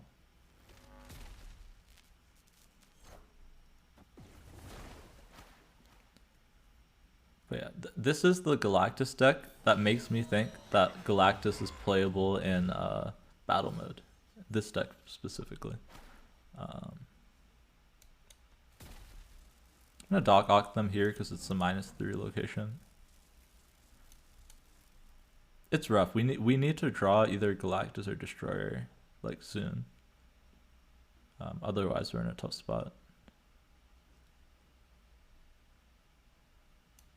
Could just be Hobgoblin or Nimrod, or Shuri Nimrod. I kind of just like Dog Octing and then saying that yeah, it's better than Hob, I think. Well, they're playing a ramp deck is the issue, right? They're playing a ramp deck, so we're gonna be pulling big cards out. But I'm gonna say I don't care. We're gonna be pulling like Odin and Infinite and stuff, Magneto, yeah. Giganto. Yeah, look at this. So that's why this play was scary. Yeah, pumping. Yeah, it's a bit of a pump if we don't draw our stuff. This is where Kang is like OP, right? I get another chance at drawing Destroyer or Galactus because I drew it later. Kang replacement, it's tough. It's tough. This is the deck. This is the one deck that I'm like, Kang is hard to replace. But you could probably just put Wave instead. I'd put Wave probably. Just as another ramp card for your stuff. Oh man, no Galactus. Sag. Alright, do we just set up for an all-in Galactus on this side? Destroyer would have been awesome too, because we could have destroyed Necrosha and then put a massive null over here.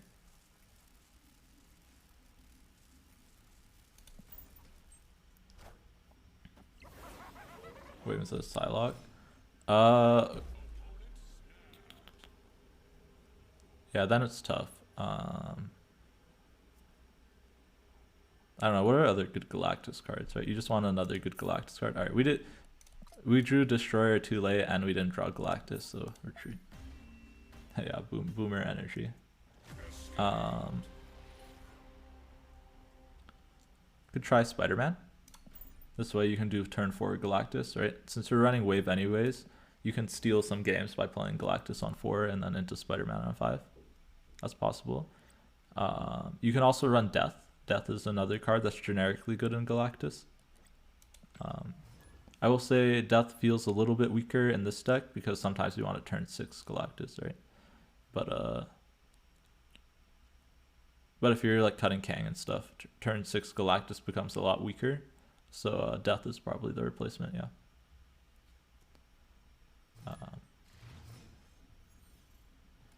Yeah, Middle Endian. I think Galactus is definitely worth 6k. I will say that in general, right, so I recommend people to use their tokens on big bads, so that's Thanos, Galactus, and Null. Oh man, speaking of the fattest Null, I mean 40 is not that big, but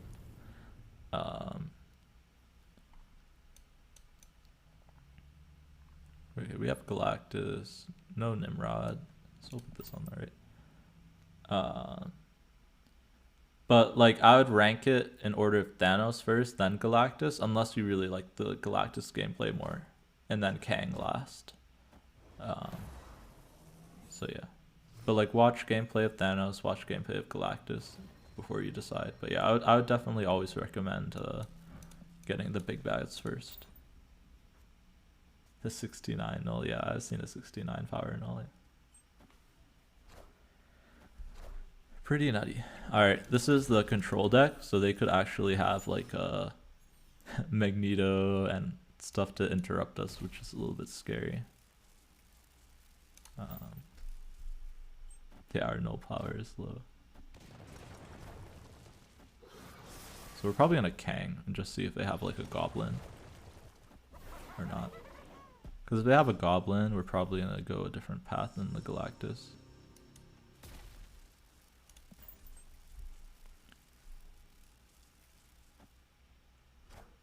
Okay, Spider-Woman is fine. So we're probably safe to Galactus. Middle here.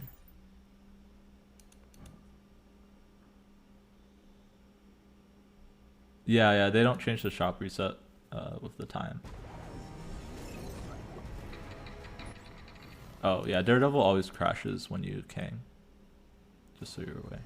Oh, also, I'll post something to Twitter later. But it not only crashes the game of Kang, it also sometimes just makes your whole screen red tinted. So I have a screenshot of that happening to me. I'll post it on Twitter later. Oh man, they do have a Hobgoblin? We got baited. Alright, now we can only know one lane, right? So we always lose. Baited by the Spider-Woman. Yeah, Galactus is hard versus the bots because a lot of them have goblins. That's why I have Daredevil in this list. For that reason. Daredevil can help you versus the goblins. But yeah, that's also why like also Destroyer is really good, right? But I look at it this way, right? Right, Elite Haas, they have goblins, but if you're playing real people, they all have arrow, and it's basically the same thing. So the bots don't all have arrow; they usually have goblins, but people always have arrow. So yeah. So I'm like, if I'm losing to a goblin, that's the same situation I'd lose to arrow. So I try and play around it. That's why I say this deck is the best Galactus deck, because of the fact you can play around the goblins.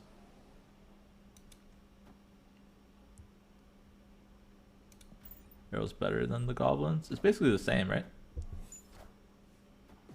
Both of them stop your Galactus in basically the same way. I would say goblins are better, right? Because you can't absorbing man to follow up. I either have arrow or am just snipe. Fair, fair. Is it a destroyer line here? Could also just be goblin mid. We just need to win one lane, right? So I really want to leave the Daredevil on Luke's bar. So we're probably going like Hobgoblin into like Shuri, and hopefully we get something big. Oh man, we got leadered again. Galactus has 2 clear lanes, so you don't have to guess with arrow. Oh yeah, that's true. Yeah, I mean arrow is, yeah. I'm not saying arrow is actually better. Yeah, but like with like for people, but with bots, right? They know where you put the Galactus, so it's not a guess for them, right? That's what I was trying to say. Like, it's not a guess for the bots. It's the same for the Kangs out there. Oh man, they have Claw. I played Shuri because I was like, I can destroy her and win the tiebreaker. But that ain't happening, I guess. I mean, wait. They just beat us by playing hero though, right? And not playing middle. Yeah, we got wrecked by a claw leader. Wow. This is my ramp deck that I recommended to people. Yeah, they just pass if I leader, yeah. That's why I'm leaving. I lose to pass. So I can't stay. Usually I would stay to pump if there was a chance, but I can't. There's if you lose to pass, you probably shouldn't stay in a game. It's not worth it. Tips. Marvel Snap tips. Also, I haven't got dog og boosters yet. What is this? Yo, what's up, iBoss? Welcome, welcome. We're farming Doc Ock boosters today. So we were playing Thanos earlier, now we're playing some Nimrod. Definitely a Nimrod themed deck, not anything else. It's broken, yeah. It's not broken. Just haven't seen it yet. Oh man, this hand is actually all of our 5 and 6s besides Nimrod. Nimrod next. Okay, Electro's actually good. So now we can we just have to hope they put enough on left and right that Galactus wins this year, right? Okay, that might be good enough. Get a 20 power null. But yeah, we have to Galactus onslaughts, right? Because alright, we lose to like Juggernaut, but we Mindscape wrecks us otherwise, right? If we Galactus Mindscape, we just auto lose. It's an ultra border, yeah. Or oh, you meant like, okay, this is 18, right? So it's better. We're gonna go up to 19. Should be good enough. Still grinding Thanos. Nice, iBoss. Oh yeah, try and get to 95. Nice, nice.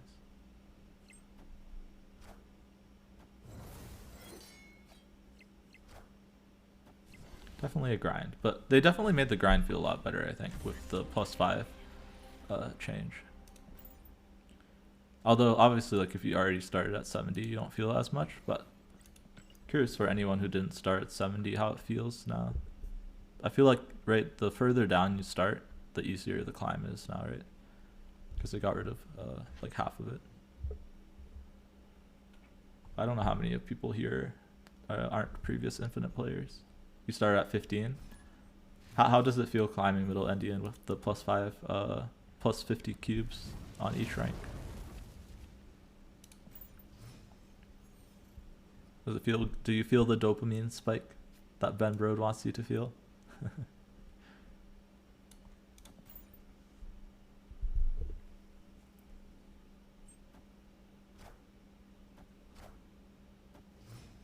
That's true, yeah. It's weird that it works on Citadel because it says has the combined power of destroyed, right? Yeah. I just know it because I've done it multiple times before, but that's true, yeah. It shouldn't actually work based on the card text. Okay, Rock Slide, actually great. No leech? Yeah, nice. Imagine having to brush your fatigue every 5 minutes and promise of I don't know. Yeah, I assume that's a negative thing about the change then, not a positive thing. Alright, it's probably Shuri over Daredevil here.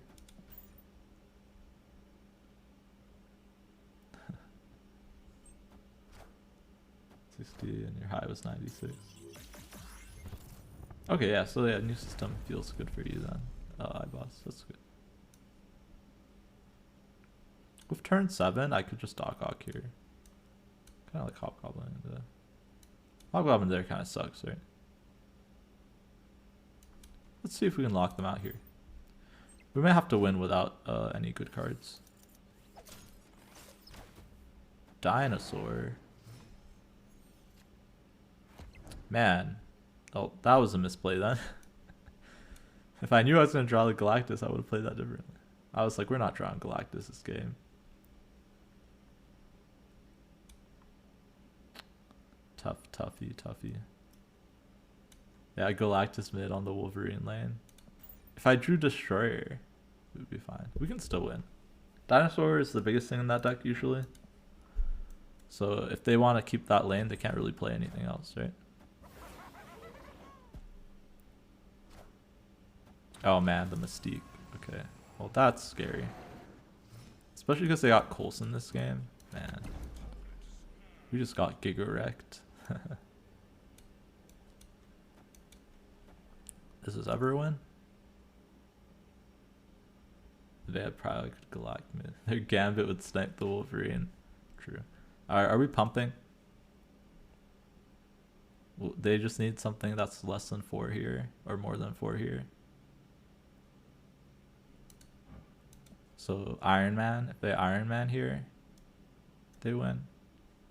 Let's pump in. I see the pump emote, so we're pumping. They never have Iron Man, right? Black. Oh, they have the Coulson cards. Oh wait, yeah, we should definitely leave there. Why not Kang? Cause I know I'm gonna lose, and I don't want to spend an extra turn. But yeah, we could have Kanged and just seen that they have something bigger than 4 and left. Yeah, that's a good point. It was from the random Coulson. Yeah, we should have Kanged there. That's true. Oh, using Kang against bots as just like being spent wasting extra time is my issue. Unless I'm really setting up a win condition, but it's a light pump. I saw the pump emote, so I just had to end turn.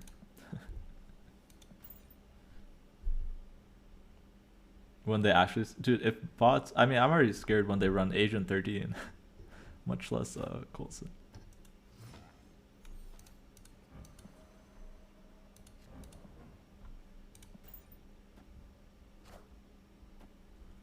But yeah,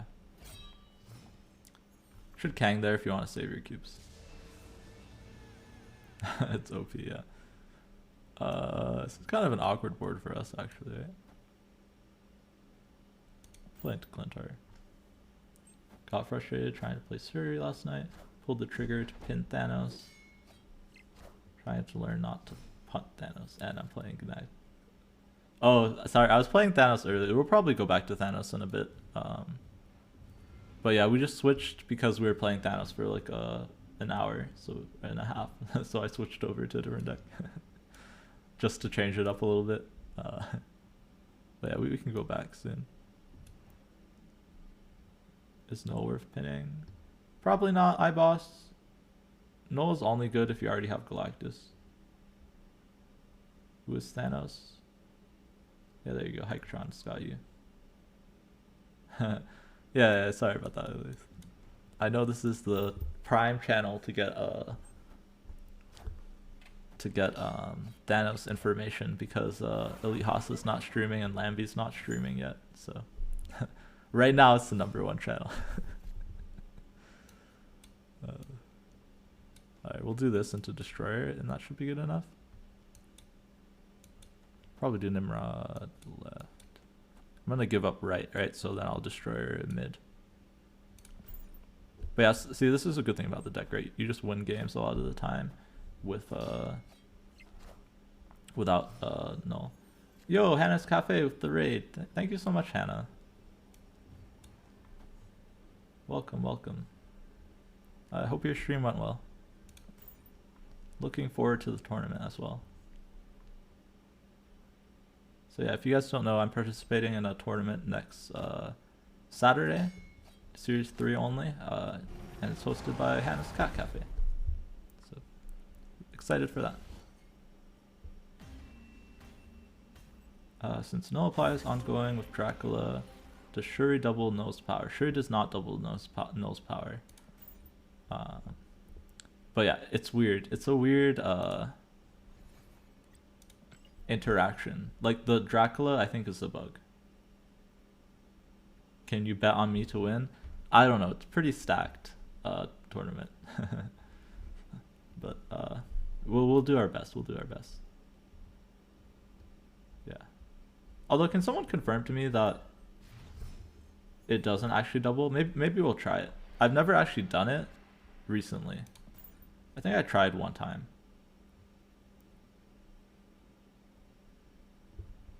But I'm actually not 100% sure that it doesn't double it. But based on the wording of the card, I assume it doesn't double it. Man, this hitting the Nimrod really sucks for us. But yeah. No soy boys. I don't know what that means, but it'll be lots of fun. Like, I'm looking forward to it a lot. It should be a good time. But yeah, Ali Hassa is participating. I don't know if I can say if anyone else is, because I don't know if we have an official announcement just yet. I don't know if Hannah's still here. But I don't know if I'm allowed to say who's participating. Hey Hannah, we are doing very well today. Trying to farm Doc Ock boosters, so we've been playing Thanos and Galactus. Yeah, it's okay to say? Okay, awesome. But yeah, it's pretty stacked. Kai Sian joining. I don't know who that is, so I cannot confirm. It is other Marvel Snap creators. So if you're saying, yeah, XQC is, I'm pretty sure is not participating.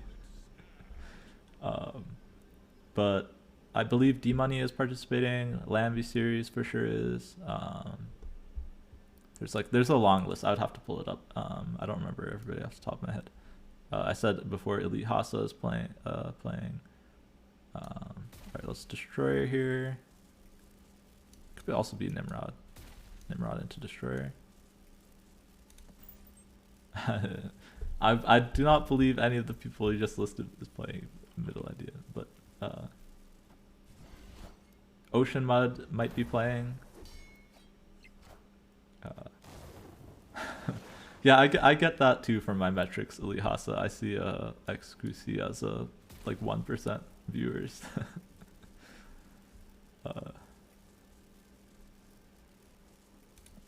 I think it's just because they're so popular, right? That they appear on our metrics. Alright, let's see if we get the lucky Wolverine. Nice. Oh wait, we lose to like Death. Or Spider-Woman, yeah. Veg. The Scorpion diff, man. Scorpion hitting the Destroyer made the difference. The Destroyer nerf punishing us.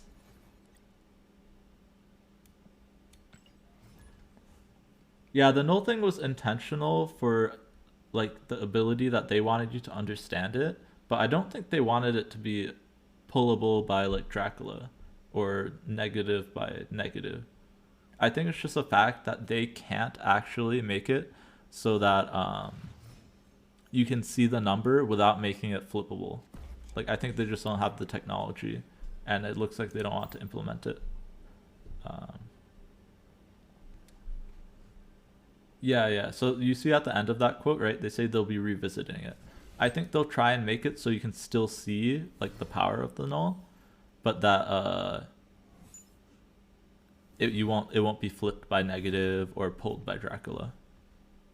But it looks like it's not high priority, which makes sense. Like, it's not really game breaking.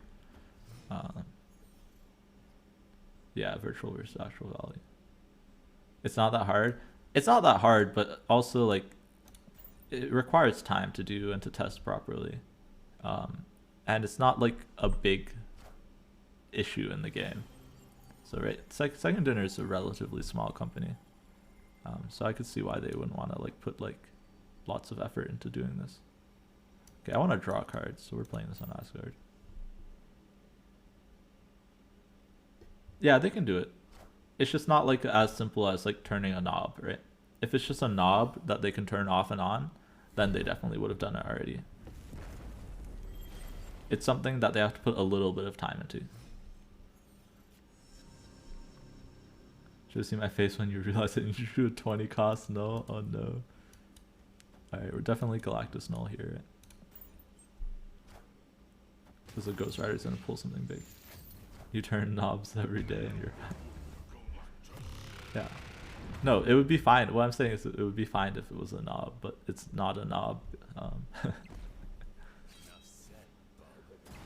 Oh man, we got the double Wolverine. Actual nuts.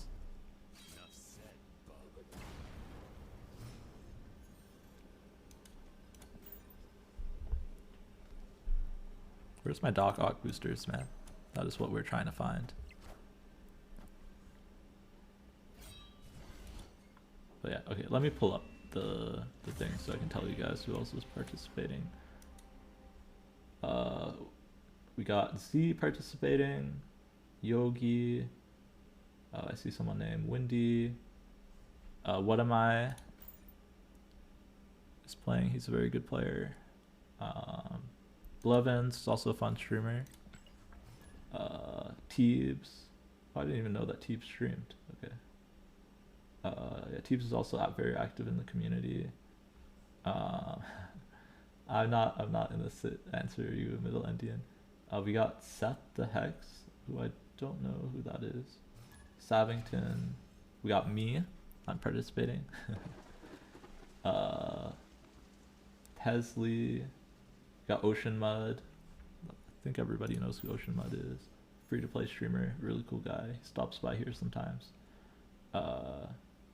Kraken Null, another good player who I didn't know streams. Oh, Seth hangs out in Deco. Okay, awesome. Yeah, I know Kraken Null recently hit Infinite with like a pretty interesting list I saw on Twitter.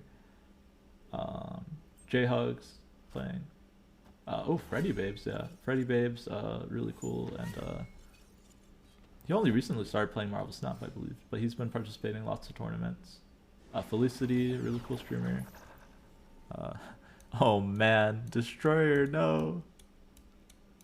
Dr. Octopus, no. Oh man, we just got peaked so hard. Alright. We're gonna play for the Galactus here. And then Elite Hasa, right? And then there's some people offline. There's a bunch. There's a lot. Kawa potentially, I believe. Nicolina. She used to play Hearthstone a lot. She's very good at this game too. I see Moyen. And there's probably more people too. But yeah.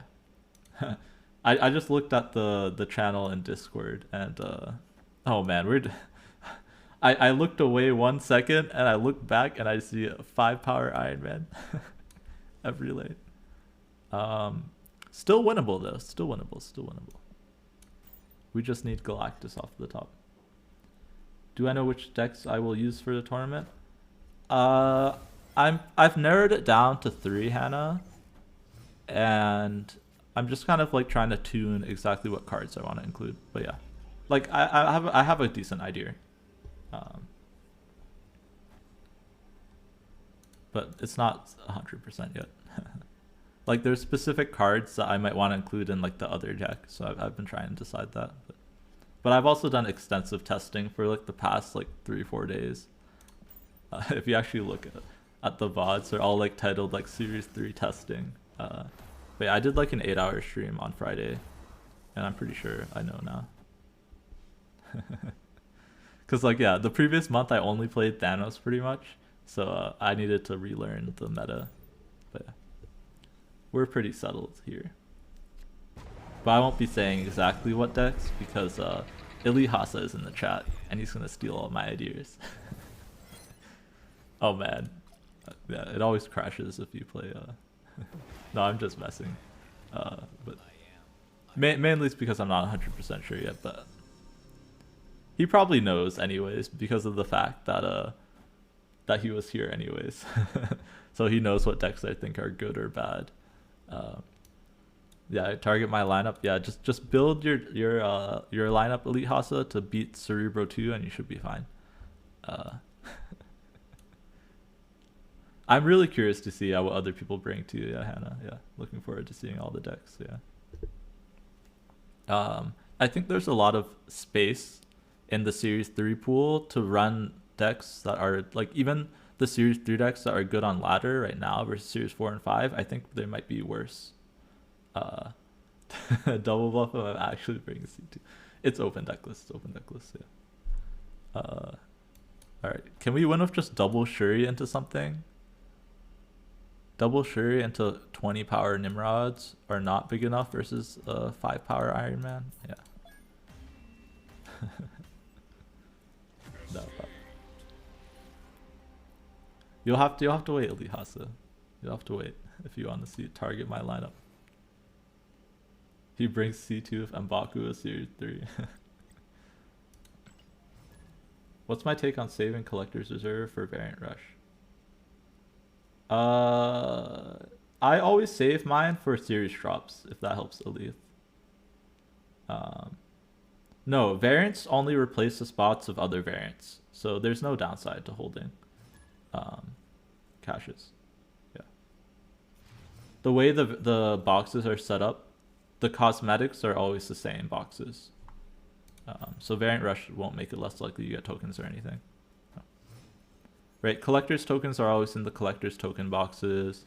Sometimes they're right, or the card boxes. Right, so the way that you have it set up is that every set of 4 boxes you get one with 100 tokens, one with a card, right? That card can be Series 3, 4, or 5. And if you're completed Series 3, it can be tokens. And then the last 2 boxes are some kind of currency, so that can be gold or it can be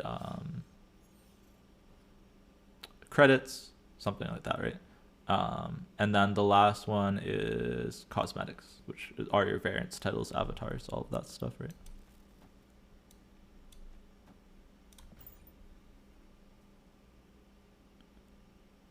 Yeah. So yeah, it would just be replacing your chance of other variants.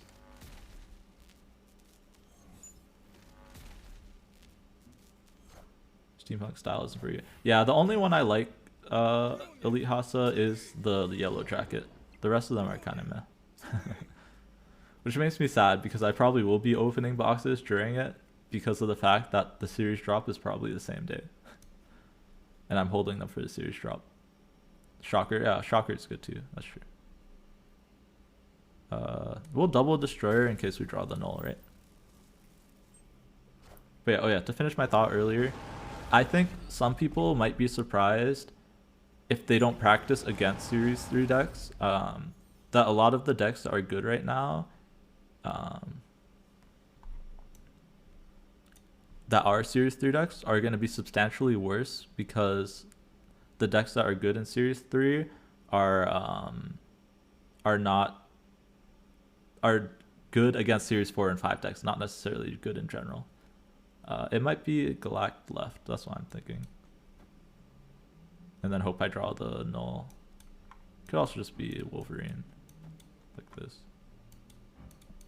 I don't know, it's tough. We could just hope. Do I think Shuri will drop a series within the next drop?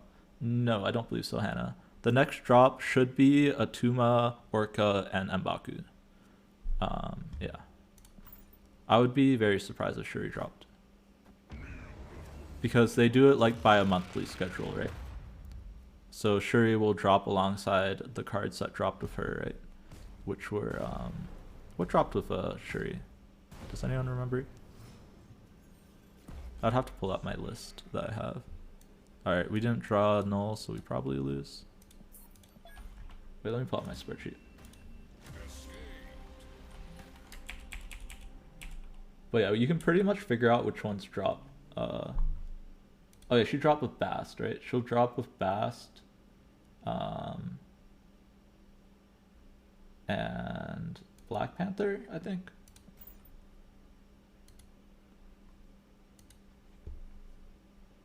Oh, you have all of them? Yeah, yeah.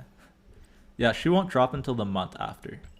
Assuming they keep the series drop the same as they've been doing. Yeah, first was with Absorbing Mat and stuff. I was trying to see which ones dropped alongside to Series 4, not Series 3.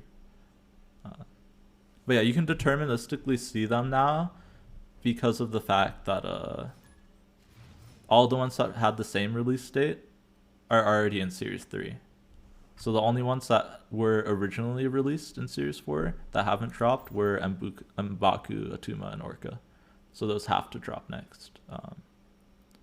And then I assume Shuri would be the month after. But yeah, Shuri definitely a good cop. As long as they don't kill her. Yo, Middle Indian with the gift sub. Thank you so much, man. #1 gifter of the channel, returning once again. I gifted a sub to K3 Tokyo. Thank you. Appreciate it, man. It's always good to have you in chat with all your memes. Mid has one slot isn't chewable. Oh, that's true. That's true.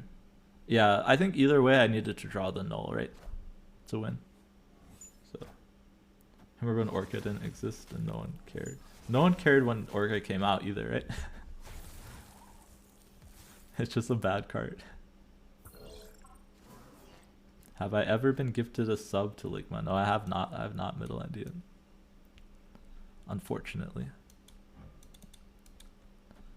Let's see. I want a Shuri next turn. Yeah, it feels really bad when you have all the cards that drop. I will say that.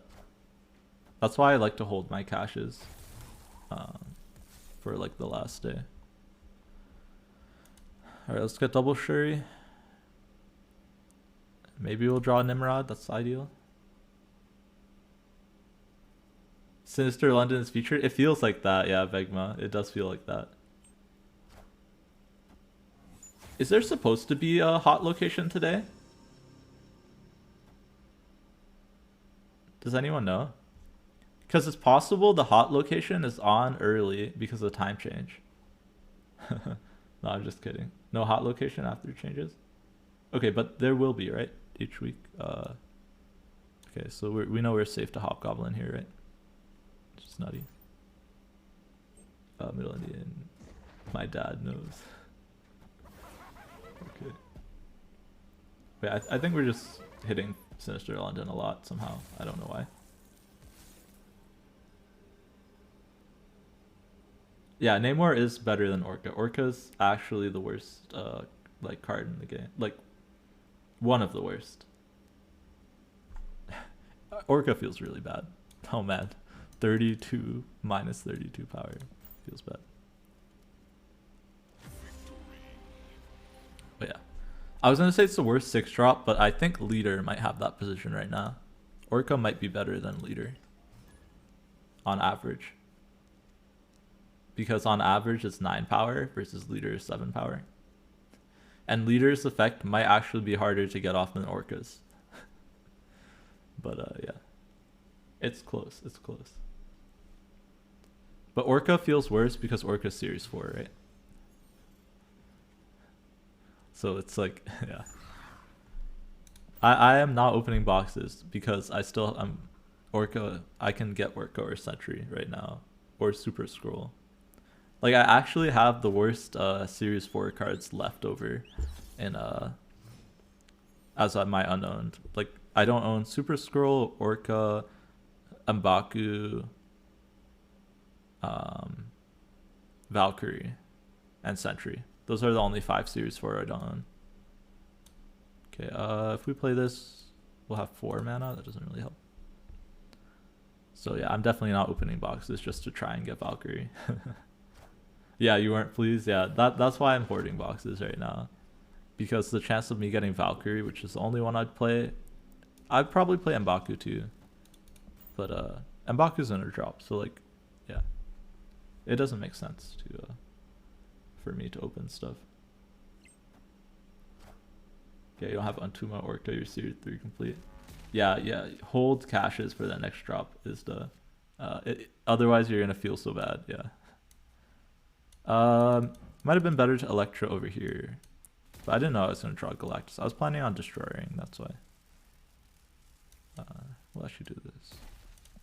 We'll do this into Nimrod into Destroyer, and it might be enough.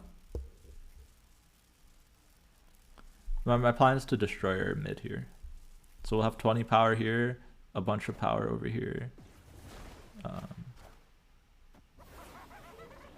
Yeah, look, we're like already winning here.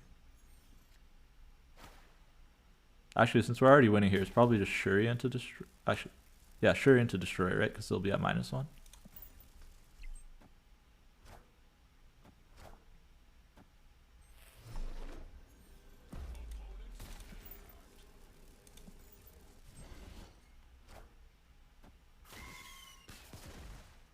This big Destroyer. But yeah, Destroyer actually, like, so we were talking about Shuri the other day, right? Shuring a Destroyer doesn't feel bad, right? Because Destroyer is 15 power, right? With a negative downside, right? Pretty bad negative downside too, right? Destroy your other cards. Why is Red Skull allowed to be 5 cost and also be 15 power?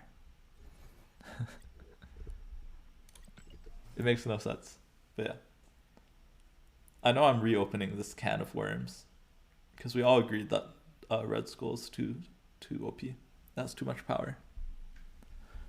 But I think Destroyer is a good example. Why is Dino a 517? But Dino is an ongoing effect, right? Which you can disrupt. You can't double a Dino. So I think that's why Dino's fine. How to nerf Shuri in Thanos deck? I would nerf Red Skull to like, I think 513 is what we had as a safe nerf. I think also making Shuri like next card at this location is fine too. So you can't hide it behind Cosmo. So one of those two. And then Thanos, the biggest thing for Thanos is just nerf Leech. I think it's also fine to nerf Quinjet too, so that by either making Quinjet 1, like reduced to 1, or by making Quinjet, making the Stone Star in your deck. But yeah, I would start off with those. Yeah, my issue with that, Aliyah, is that kind of kills Red Skull. Like, you wouldn't really run it, right? It's just a worse, like, Typhoid Mary at that point. 511 is too small. Even 512 might be too small.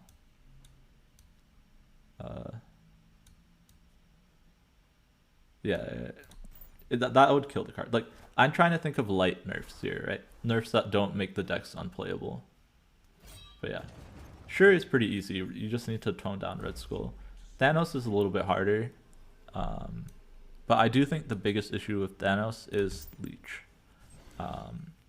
And potentially Quinjet. Yeah. It really hurts Thanos to nerf Quinjet, which is why I'm a little bit careful with saying like how much they should nerf Quinjet by. Because even for like the non-lockjaw decks, it kind of hurts it, right? Alright, I'm trying to think where I want these Nimrods to go. I want one to go Monster Metropolis for sure. Probably destroying mid, right? I could also go like this and destroy here. It's probably better. This way I get the buff from Monster Metropolis. Yeah, Red Skull's the problem, yeah. Like, because Shuri, like, in any other deck doesn't really feel that bad. Shuri and Nimrod, like, in this deck or like in the Sarah Nimrod deck, feels like very balanced. It's just when you buff things that are bigger than like 15, right? Or like 12. 12, 13 is probably the threshold, right? Because like no decks can compete with 30 is the issue, right? Competing with 25 is not really that, it's much easier for most decks. They could adjust Lockjaw. I would hate if they adjust Lockjaw. That would be like actually the worst nerf ever. You'd kill also the Thor Lockjaw deck for no reason. But I could see them adjusting Lockjaw because people have been complaining for some reason about Lockjaw. But yeah, those are kind of my thoughts on it. I think the meta would change a lot if Leech was changed. So I do want them to touch Leech, so it's only one turn. And I think just toning down Red Skull will make it so that you can compete with the lanes, right? The issue is right now, some decks can come really close to 30 power, but not quite, right? They need to come close to like, it needs to be toned down so it's like a 25 power lane, pretty much. And then other decks can compete with it, right? The bar is just too high right now. 30 is too high. Oh, no, sad. But yeah. Yeah, I think Shuri itself is fine. But we don't know what the devs are going to do. Honestly, I've been scared at what the devs are going to do to these decks because of how they did leader dirty. They did leader very dirty. It's kind of awkward because now Nimrod into Galactus feels pretty bad, right? Because there's no place I can Nimrod and get double Nimrods.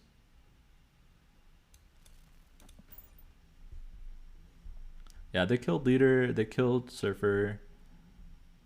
Surfer is really tough though, so I kind of give them a little bit of a pass with that one. But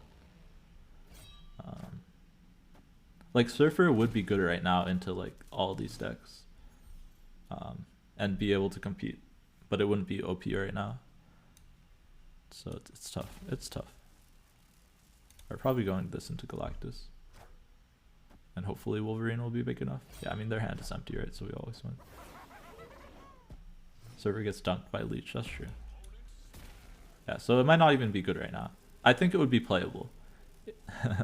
But yeah, it probably wouldn't be good, that's true. It'd probably still be bad. But yeah, I give them a little bit of a pass because it was really hard to tune Surfer properly. Although I didn't honestly think it needed a nerf. So, but yeah. Because Elite has to make 2 points. It would not be playable in this meta. You can't get above 30 power in the Surfer lanes. Should you buy that Shuri variant? It's my favorite Shuri variant if you want my opinion, but I don't know. Like it's up to you, like if you want to spend all that like money on a variant or not. Like usually I don't recommend people buying variants unless like you want it. Like if you use Shuri a lot and you like it, you can get it. But if you don't use Shuri a lot, then probably not. Or you had one keep in the head because of Leech. Yeah. No, it probably it wouldn't be good into Thanos. I wasn't trying to say it would be good into Thanos. Eliasa. But it'd probably be playable in the meta versus non-Thanos decks. Yeah, it would not be playable into Thanos, no. Thanos does everything. Yeah, Thanos just... But Thanos beats everything, right? So...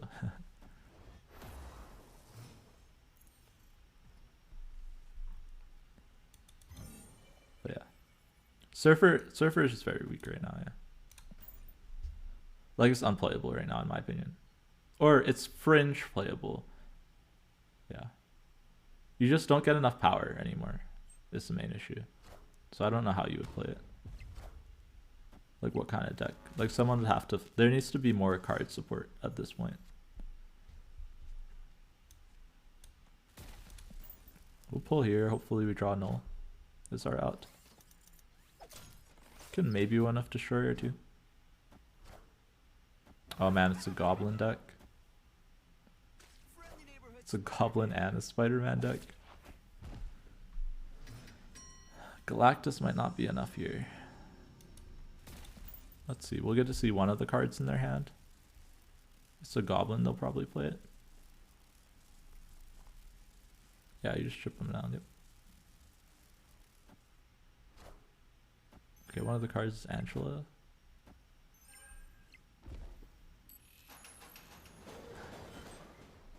Nathan, I think you just gave like the worst... Okay, their other card is Storm, so we're safe to Galactus here. I think you just gave the worst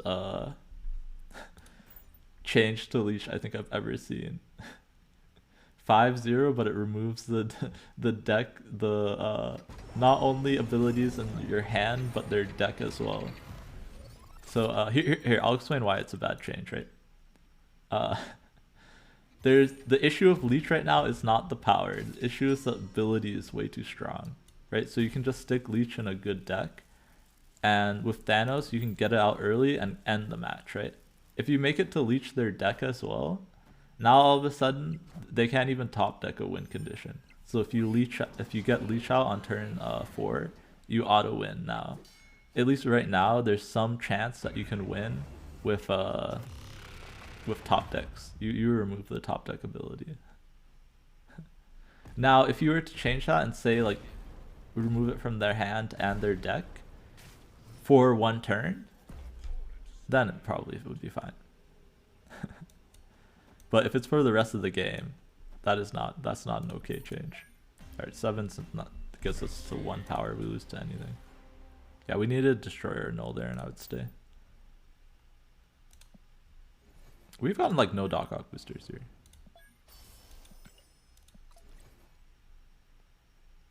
Can only play it. I don't like that change either. Yo, thank you Middle Endian, gifting another 5 subs to the community. Actual goat of the channel right now. Alright, we're just gonna switch to some Sarah. I want to try out the Sarah deck for a little bit. Yeah, thank you so much Middle Endian. Actual goat.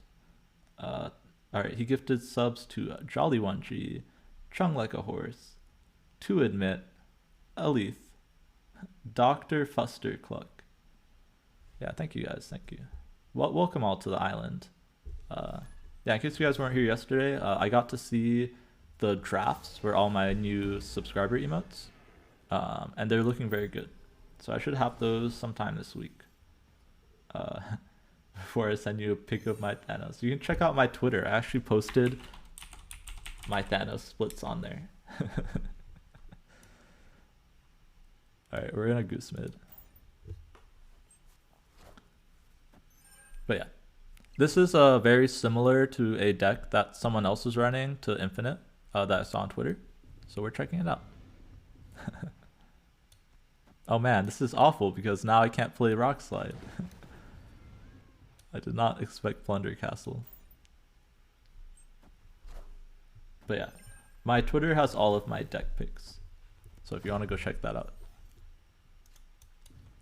Whenever I find a cool deck, I'll put it on there.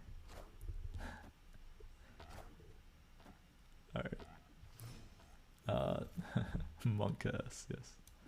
I don't even have a safe place to Kang anymore. Oh man.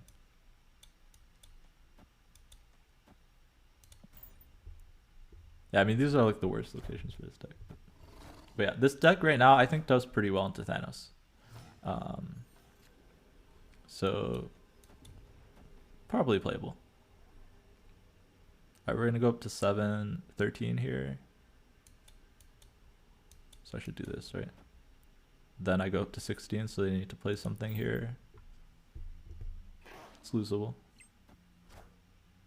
Yeah, it's gonna be tiebreaker game, so if they played one big card, they win.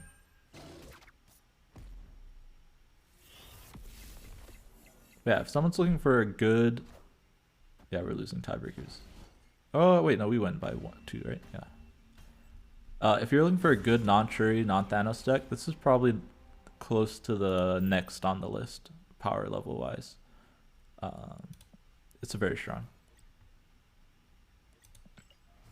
Response earlier, yeah, I'm here to learn how to use Thanos to beat everything. Managed to get 10 cubes, but not elegant. Yeah, it's tough right now because you really have to be good with snapping with Thanos to climb, because everybody knows your deck list, most likely. Yeah, you're placing mostly infinite people. Yeah. And mirrors, yeah, snapping in mirrors is really hard. But usually I snap with Mind Stone or Lockjaw in my opening hand. Quincha and some stones you can snap sometimes too. But yeah, it can be a little bit tough. We're gonna turn off Dream Dimension because we want to play Sarah, right? But yeah, if you want like the easy snaps, it's when you have Mind Stone, when you have Lockjaw. Always snap on 1 through 3 if you have those. Everything else, like, because even if you lose those matches, right, like sure, retreat if your opponent also has Lockjaw and they out high roll you, but on average, right, they're not going to have Lockjaw in their opening hand, right, when you have Lockjaw at the same time. So yeah,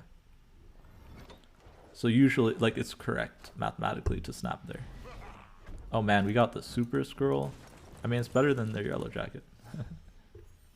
But yeah, proper sequences of stone is important. Usually it's just make sure you always play reality last, and then put stuff in order of the lockjaw that you want it to pop back out. But there's some more nuances that come with playing a lot of games. With mind or time. I snap with mind usually on as soon as I get it, turns 1 through 3. Mind Stone's probably the most obvious snap. Yeah.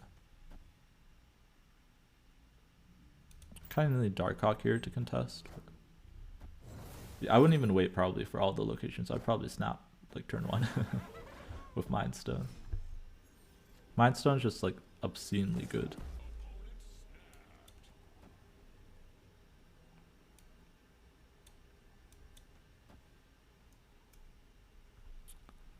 Just depends if they have something big enough. Okay, we can Kang, right?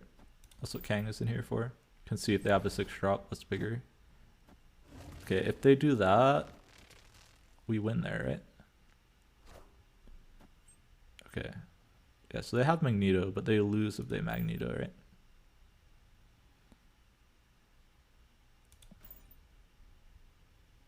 I mean, I guess it's gonna depend if they can pull our Darkhawk or not, right? Yeah, we'll switch back to the Thanos deck soon. There's turn 1 Zoomer snap. Yep. Definitely. Oh wait, but they flip up first, right? So yeah, this is fine then, right? We'll put Shang-Chi in case they decide to play it middle, but actually wait, no, we put Killmonger, right? So that we can get more power on the board, right? Yeah. Actual troll play, yeah. A little bit. But yeah, Darkhawk should be big enough. Yeah, this is probably like the runner-up deck for power level wise. I played it a lot off stream yesterday. I will say Kang is just me putting it in the deck. Same with Goose. Those are flex spots for sure. Kang and Goose are definitely not required. Like, it's probably worth running something like I don't know what other 2-drops are good though, actually, thinking about it. I don't know what 2-drop you replace Goose with. I like Goose a lot, but it might be better to put something else in. And then Kang is always replaceable. Kang's probably like Enchantress, really, if you want a real answer. Yeah, Mysterio is fine. Mysterio generally you run in the version that runs Bishop and Angela. So I do have a version that runs Bishop and Angela, which is also good, but I think the Darkhawk version is better because of Thanos exist. Man, they got their dino under the Goose. That's kind of scary. That means in order to kill the dino, I need Sarah, or Sabu, and Shang-Chi.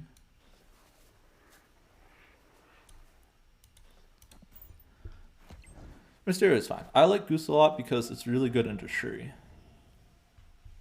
Like, they can Cosmo a lane, but then you can Goose another lane, and now all of a sudden, you're limiting where they can put their Red Skull.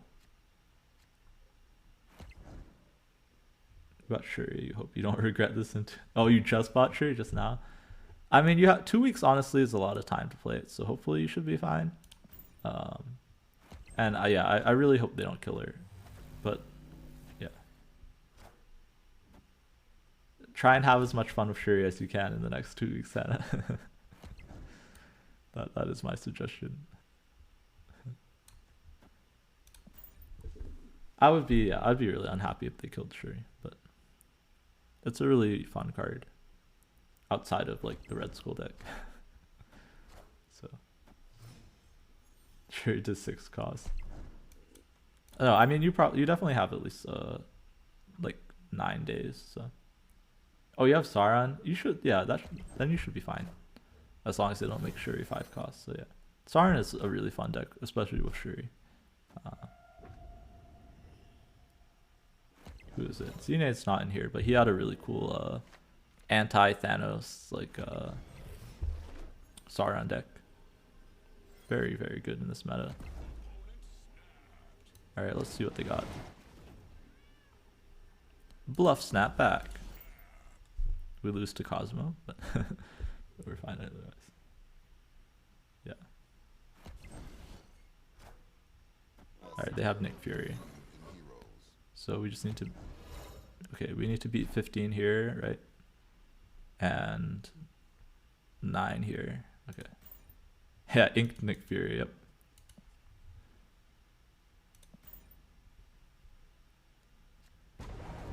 Alright, can we beat that with just Blizzard?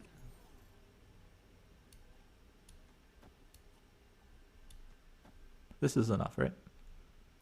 So they'll be at 13 here because we'll kill the Mantis. And we'll be at 3 plus 6, 16, and then we'll be more than 9 here for sure. Actually, we only need to beat 7 here, right? Yeah, so this is way more than good enough. Generate. Oh yeah, it was generated by the Agent 13. That's true. Ooh, what is this card here? It's probably their other one drop, right? The rock, yeah. But yeah, this is one reason that I think Kang is useful in the Sarah decks, because you can figure out their best play and then try and beat that, right? I will say don't use Kang to try and counter whatever they're playing that turn. Just use it to figure out if you can counter what they already have on board, right? So if they're playing a big thing, but they could play the big thing in 2 lanes, then Kang is pretty bad. Kang is really nice. That's actually why I like Goose here, actually, another reason. Because Goose forces them to play their big thing in 1 lane only, right? Which is pretty nice with a Sarah deck in general. But yeah, it's a little bit weak versus specifically She-Hulk decks. But I don't think She-Hulk is that popular on ladder right now. Yeah, we'll take multiple lizards here. Oh man, they're killing their Scorpion. We're just gonna witch that. So this is a real person, by the way, in case anybody is wondering. Oh man, we're gonna get multiple rocks. Do I just want all the rocks here?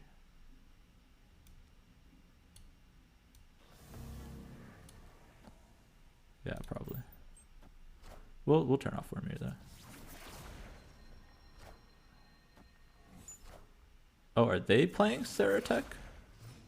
Oh man, Mindscape is pretty bad. I don't want to rock slide them now. I mean, it's just rock slide for the power, right? And then we'll probably go Killmonger Lizard after we snap with Kang. Wongers.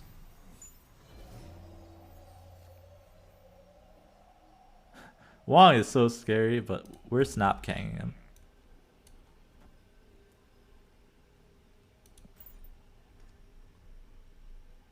Think about Nick changes and generating 3 Avengers.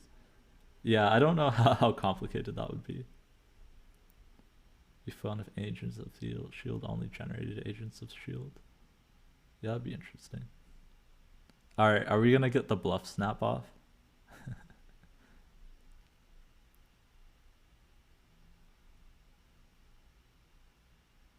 You know you just want to leave. I obviously have Cosmo on this deck, right? Or Enchantress. Alright, they didn't fall for it. Alright, but we're definitely Killmongering, right? Kind of sucks that we have Prio.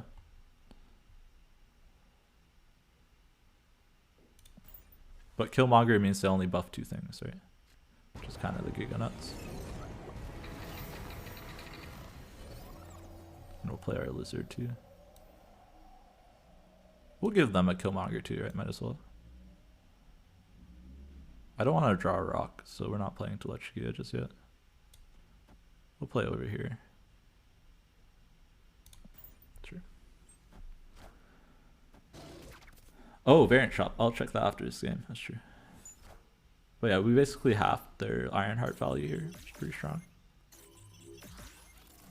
Gotta maintain priority. So they'll have our Shang-Chi, Polaris, Sabu, and Killmonger. Our Killmonger is basically useless. So... Oh man. Oh man, we got the Darkhawk. But we also just have this, right? Isn't this just insane? Can they beat this with our hand? They could go like Polaris here and Shang-Chi here. They know we have Odin, so that's probably not the play, right? The question is, where do we think they're gonna put the most power, right? But I think it's very hard for them to play 2 cards, so I'm gonna play Darkhawk into Electrogia and see if that's good enough. Oh, what did they draw at the top? Ah, tigers, go left. Oh wait, it doesn't matter because it's not big enough for cloning bats. Got him. Got him. Yeah, but here's another example of why Wong is bad. Even if you get your Wong combo off, it's not good enough, right? To win games. Alright, so our quests are win matches and play cards. And let's see what we got here. We got Baby Thanos.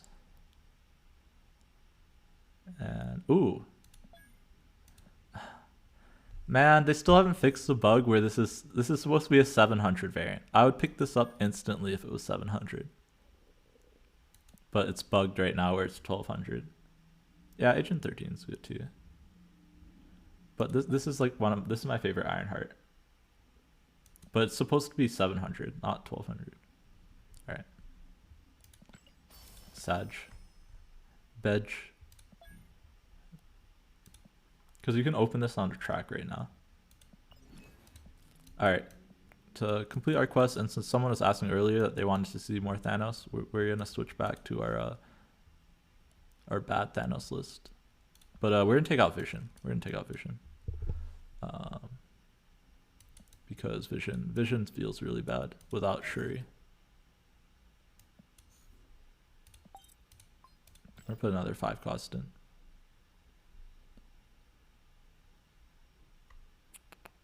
What's another good 5 cost?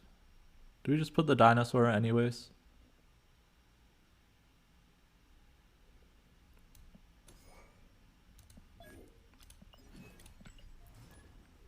If you can get Ink Baby Thanos faster, then you'll give 10. I don't know if I want to buy the Thanos. Your 10 gifted is barely enough to buy the Baby Thanos Elihasa.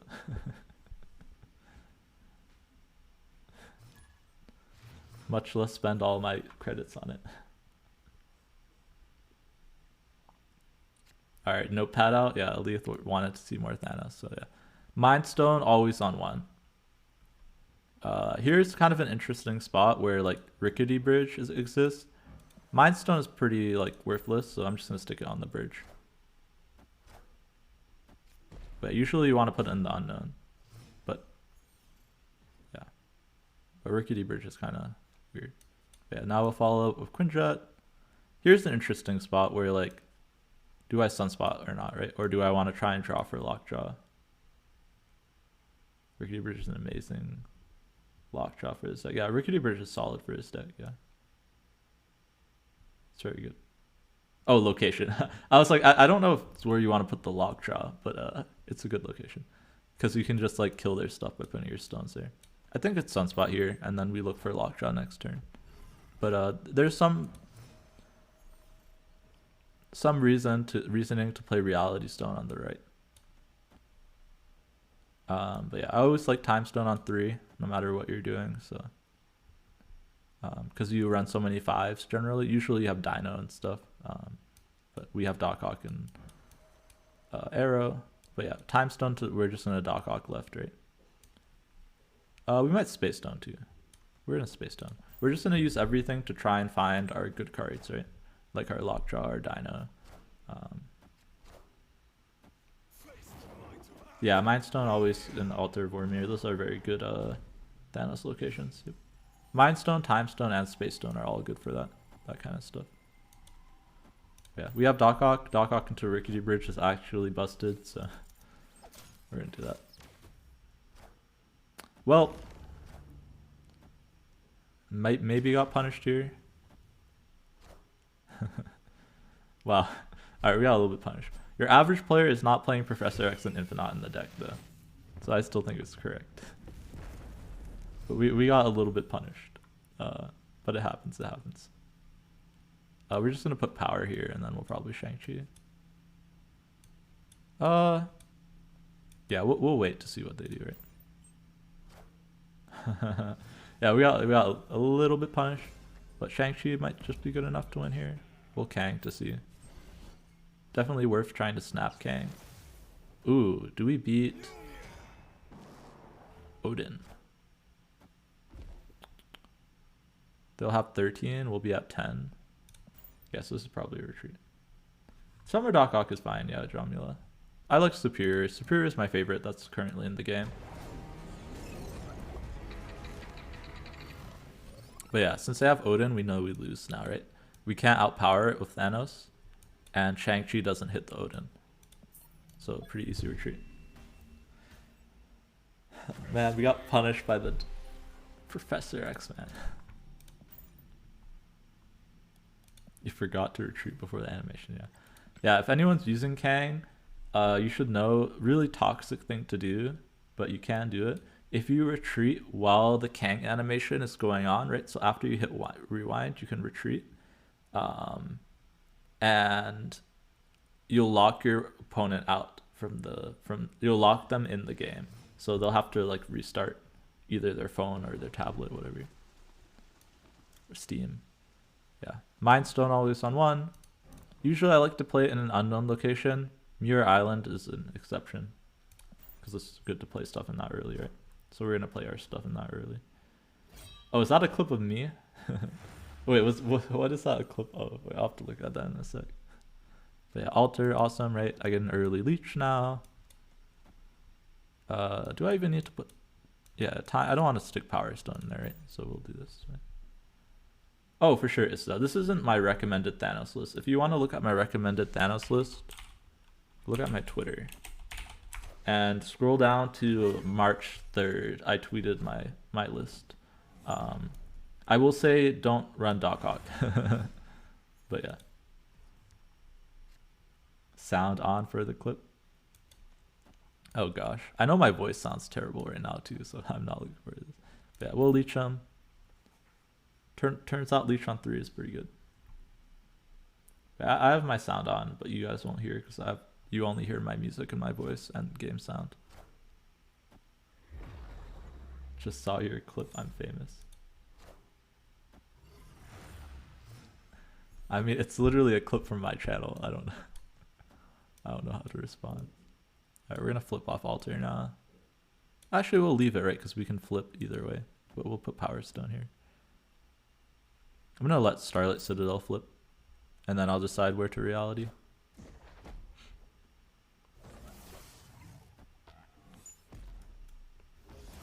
Right, because I should be able to win wherever Starlight Citadel flips because of the Sunspot.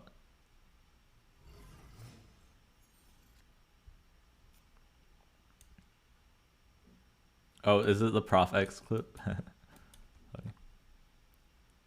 We'll put Soulstone over here. And we'll flip this. And I'm just gonna max soak the Sunspot to make sure we win the Altar. We're just missing Space Stone, and then Thanos is active too, right? So no reason to stack too much on the Thanos lane.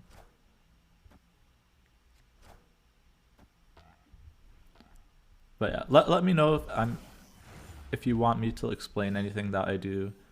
A lot of this for me right at this point is like muscle memory.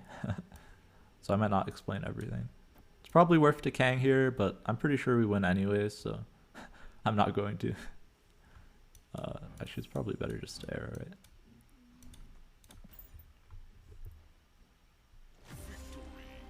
Actually busted. All right, let me watch this clip.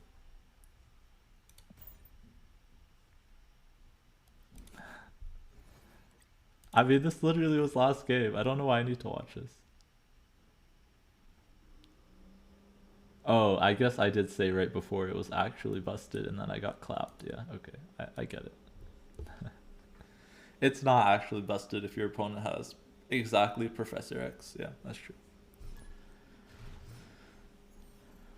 But yeah, Lockjaw here, probably a snap with Thanos. Even though you don't have any stones. Your opponent doesn't know that, right? And most likely you'll draw a stone within the next couple turns. I need to watch it and be reminded. But yeah. Like, I'll hold Soulstone here just so I can flip it into the Lockjaw.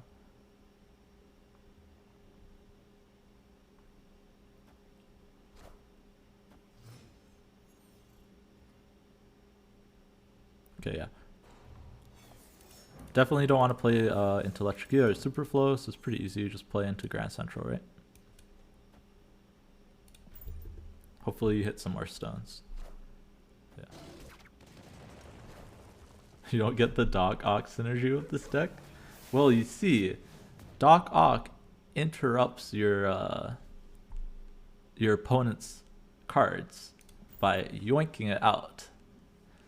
So you can no longer be Shang-Chi'd or arrowed. So it's clearly the best card in the game.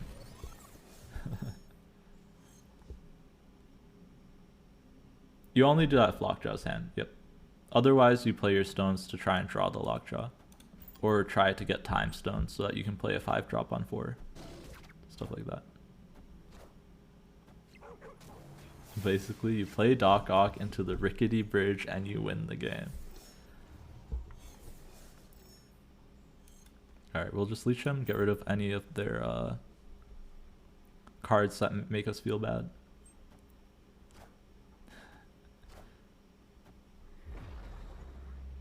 And now we don't need to play around anything for the rest of the game.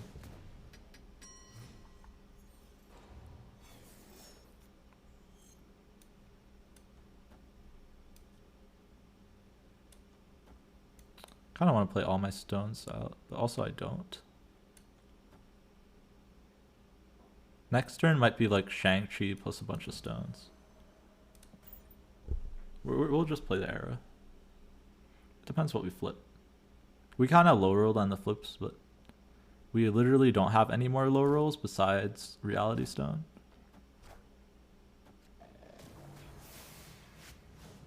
Quinja is actually not a low roll here because it lets us flip for free, right?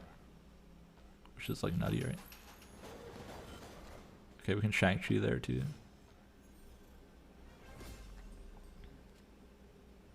Alright, so now we get to do this.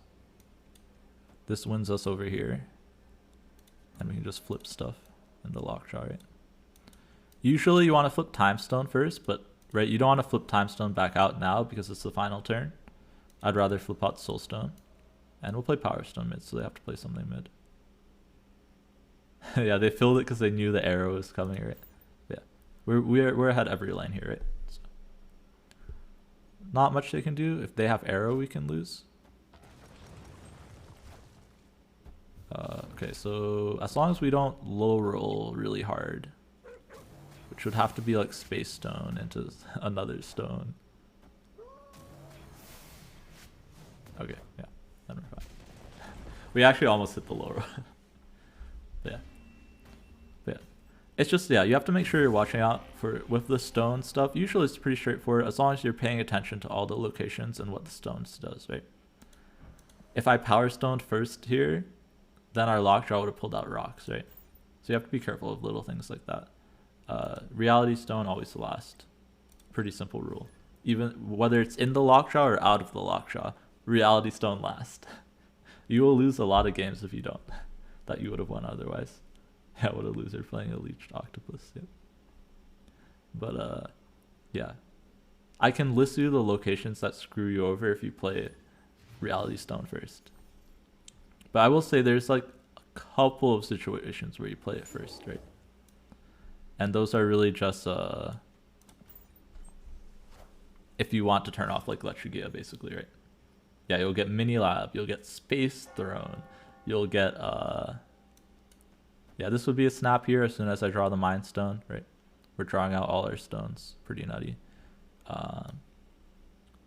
We'll draw 3 stones. Wait, let me see. I'm trying to decide if it's worth it to Space Stone here too. I think it is. But we'll Space Stone over here because we don't need the double, right? Because we're going to have a full hand anyways. Dust Domain is fine. Dust Domain is actually good for you to flip into. Yeah. Not that one, yeah. Lemuria, Lamentus one. District X, all terrible. You auto lose if you flip into those first. No, Elite. That's why Space Stone is usually the last thing into the lockjaw to you, because if you get it out twice, you can still only move one card. But you will get double Time Stone value from Carmitage, and double Reality Stone.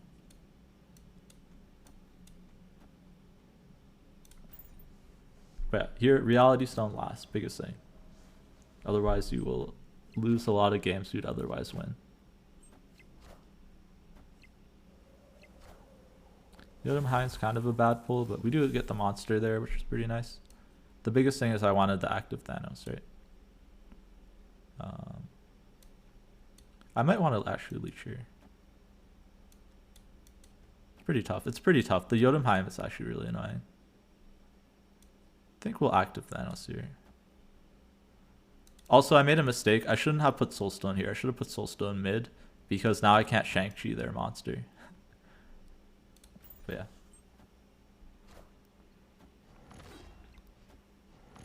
That was actually a pretty big mistake.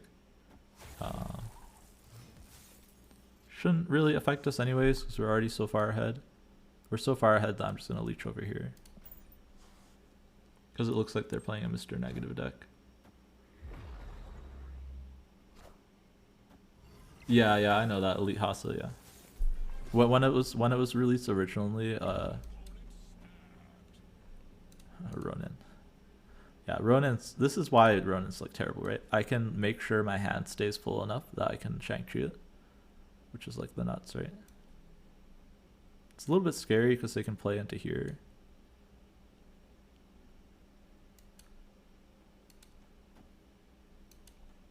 How much does... Oh, but then they can skip. Well, they can't skip, right? This is better. We shrink the Ronin down to 13. We'll try this. Yeah, that was a weird bug. I didn't have Thanos when that was a bug. Like, if you flipped it up multiple times, you'd still only get 1 mana. Or, like... Well, the biggest thing I think, right, was if you... What do you call it? If you killed the Time Stone, you wouldn't get the mana. That's a pretty crazy bug, yeah. I think that was the biggest bug that people felt. Yeah, I had to stay on the board, essentially. Alright, I didn't want Leech boosters. I want Dr. Octopus boosters. But yeah, it was a pretty bad bug.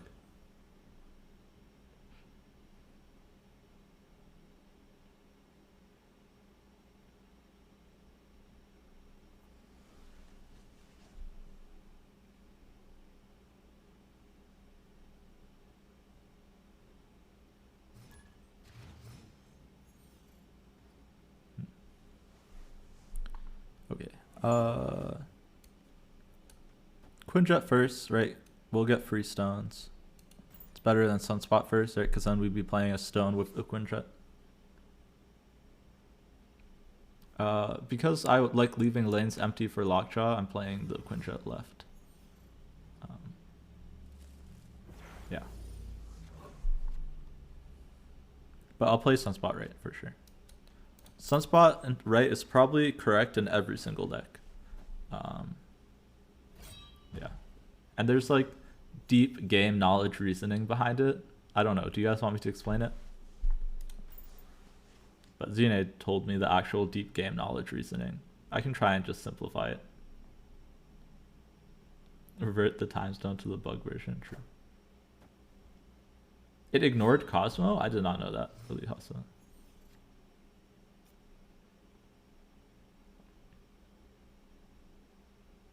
Not just screw you. Yeah, well, not even for, it's not even about the locations, right? Oh, my music is too loud. Okay, I'll turn it down. Oh yeah, it's like as loud as my voice. That's weird.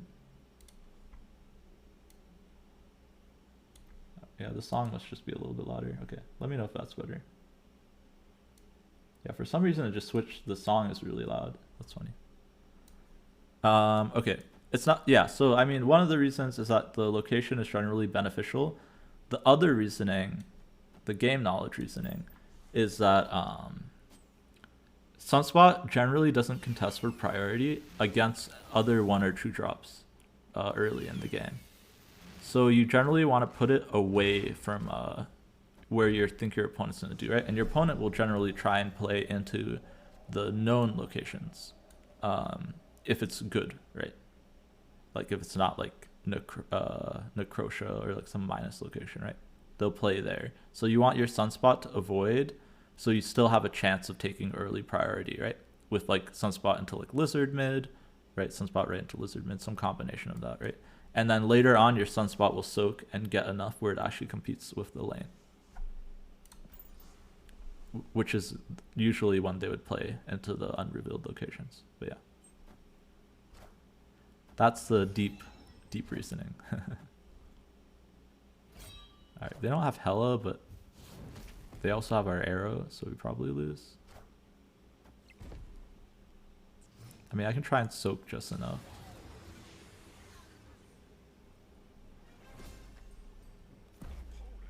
I have a reasonable idea, Nathan. Yeah. I'm not 100% sure on the exact deck list, though.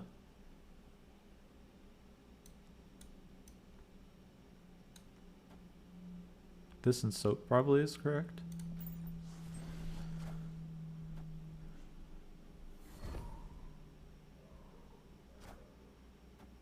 Yeah, and that's the reason why you do that in this deck, Elite Hasa.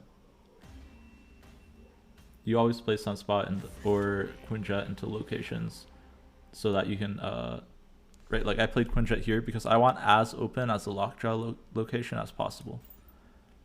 But in general, in most decks, you want to play Sunspot and Unrevealed for the deep game sense of reasoning. It's required that I have to stream the tourney, Nathan. All of the people playing will have to stream it. I'm not sure what will be in place to stop sniping. I'll probably be running like emote only, so that I can't see it, like people doing it in chat. But I don't know like what else I can do. But yeah, like Quantum Realm, safe Lockjaw location. So this is also a snap, by the way. Quinjet plus a stone plus Lockjaw. Even just Lockjaw is a snap.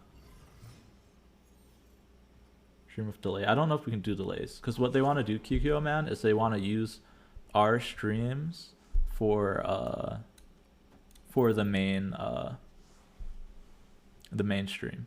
So they're gonna be like piecing our streams together at the same time. So I don't think we can be on delay, unless everybody's on a delay. What they might do is they might just put the main one on delay.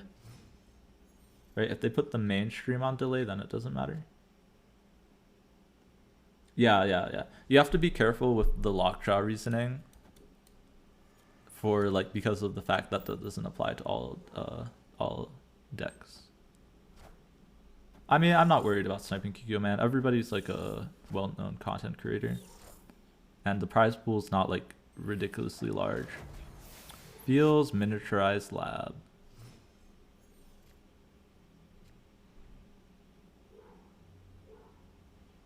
I mean, no matter what, I'm playing Reality Stone, right? Into the Lockjaw. I was like, doesn't matter where I played it, but feels bad. That's what feels bad. Should I ask? Yeah, I'm not worried about people sniping, but the prize pool is not gigantic, and it's only content creators playing. So I would be shocked if someone would go through the effort to try and win like $50.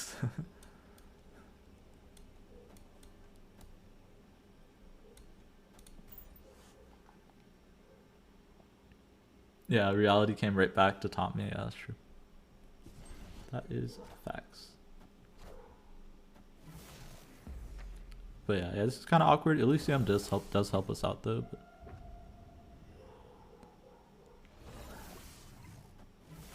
yeah, Elite Haas is playing in it. Yep.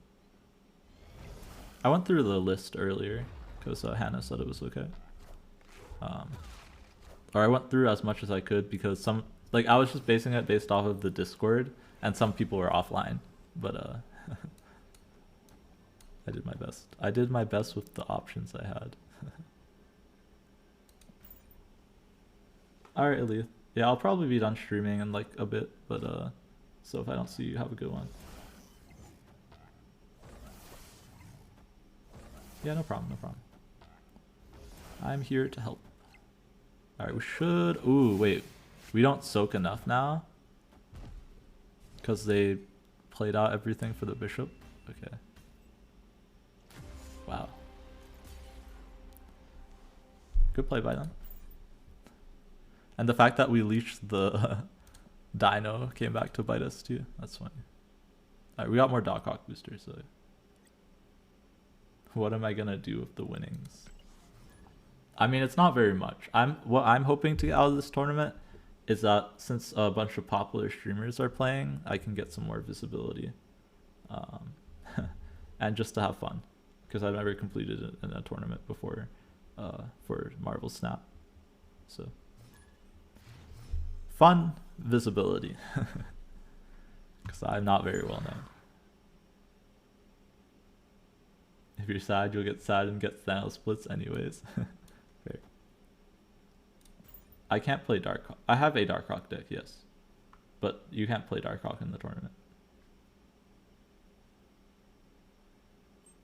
I have multiple Dark Hawk decks. Do you want to see, Jay? I can show after the same. Yeah. I have a Dark Hawk Dino and a Sarah Dark Hawk deck. So I can show you both of them.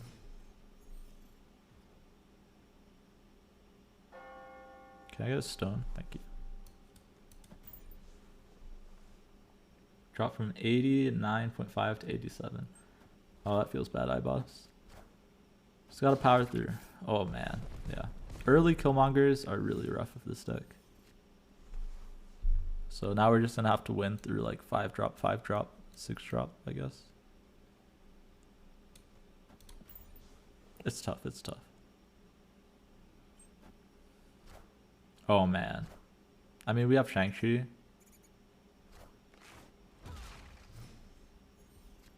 But it feels really bad to Shang-Chi here. I mean, we got Space Stone, so it feels a little bit better. You gotta power it through. How's that? Oh, because I played the Power Stone, I guess. I mean, it's just, yeah, if you feel yourself dropping too much, then you should, like, leave, right?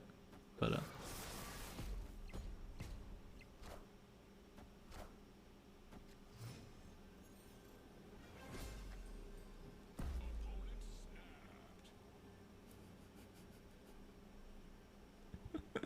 they got me.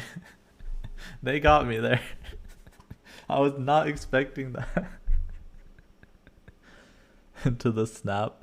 Not expecting them to card your own depth, but they did fill this location, so this is winnable. I'm just trying to figure out how we win here, right? Because we don't have a 1-drop to pair with the arrow, but it could just be arrow plus this. What an arrow over the Chavez, right? Well, they have a Chavez, right? So, do we win tiebreakers this way? We don't, right? How do I beat the Chavez? Is there a Chavez line?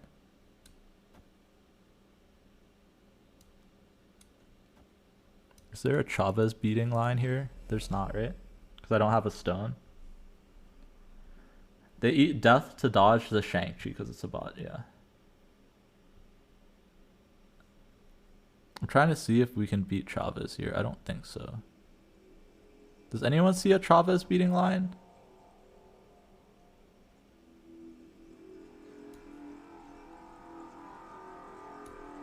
I don't know. It's not Chavez? Oh man, we just lose to the demon in their hand. Yikes. Tough, tough. Yeah, it was probably a retreat since I couldn't beat Chavez. I just wanted to see. It's really tough. If I had a stone there, I could easily win, right? Because it was tied middle. But without a stone, it's pretty rough. Oh wait, let me show Jay. So the 2 Dark Hawk decks I recommend is this Dino Hawk list. This is very good. This is actually the version that I'd recommend for climbing. Something like this. And then another good list is this Sarah deck. This is also very strong. It's less focused on the Dark Hawk though. And Kang can just be like Enchantress or any other good tech card. Yeah. Here, we'll do 1 game of Dino Hawk for fun. This is a very good climbing list.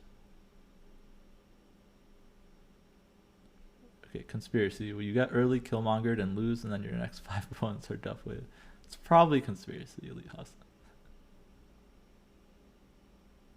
Yeah, it's every turn, Ista. Yep. It's just less obvious on the early turns because they have less options, right? Less options, yeah. They have more than Daredevil, but yeah. Essentially, they know the outcome of all the random effects, right?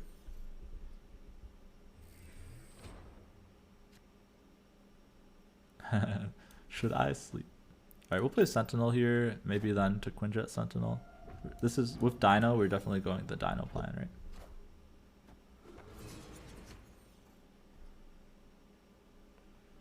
Alright, we'll put Sentinel here so we have a chance of killing off the Craven and Raccoon.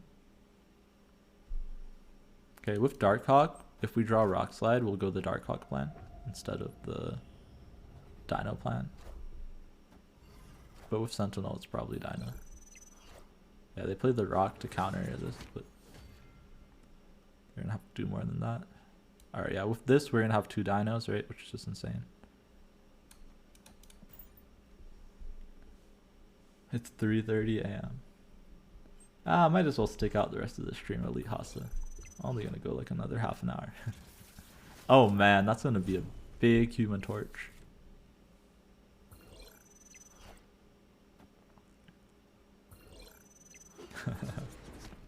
Might as well, yeah.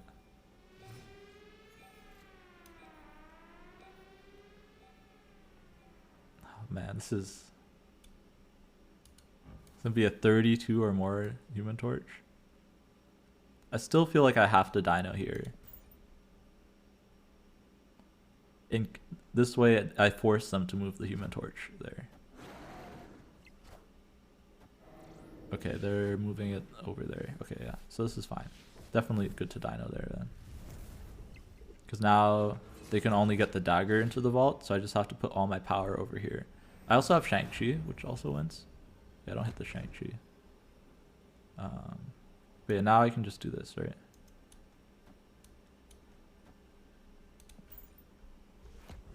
Marvel Snap never sleeps, you shouldn't either. Yeah. Definitely, definitely.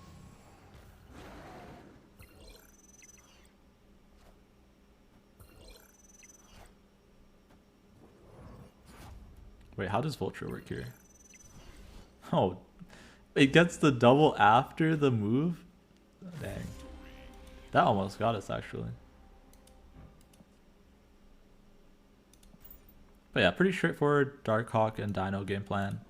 Very good deck. I highly recommend. If you don't have Shuri and you have Darkhawk. But we're going to go back to Thanos just so we can grind out those octopus boosters. Yeah, I didn't know that was the move thing. If move was more popular, I would go through and learn all the move stuff. Yeah, pitting Darkhawk's probably fair. It only just dropped, so it'll be 2 months before it drops again. Yeah. It's a fun card to play with.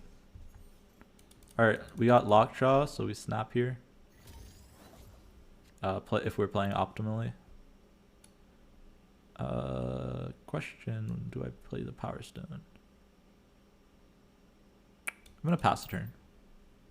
What is just got here? What is this about?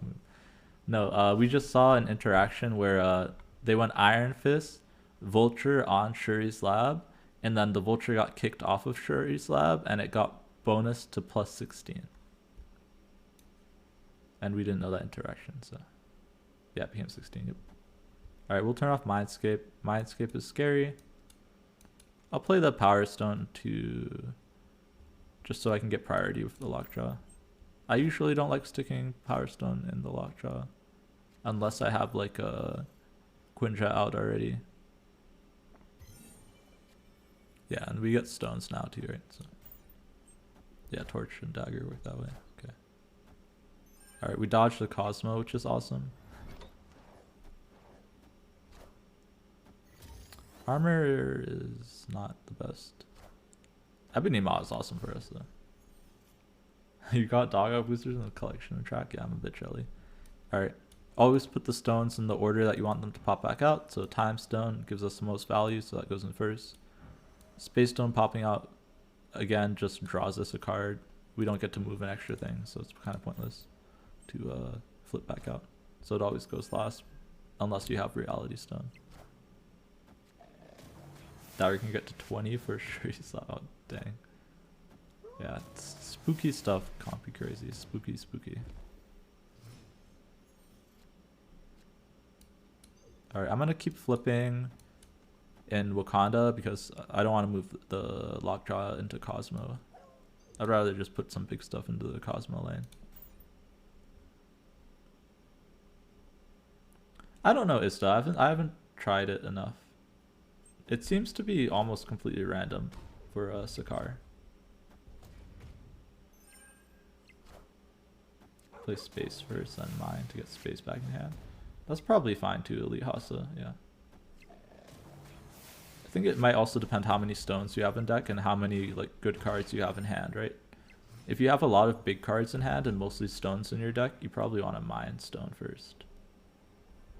But that also depends how early it is in the game too, right? Man, we low rolled really hard, right? But we still just win. Just arrow mid. I can even flip an extra thing in here for fun.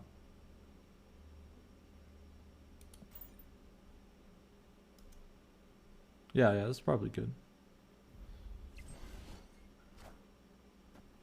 Oh man, okay, we can lose if we don't hit Thanos here, right? I should have thought about Spectrum. Alright, 50-50 for... Oh wait, no, guaranteed not Thanos, right? Yeah. What am I talking about? Because Mind Stone pulls the stones, so yeah.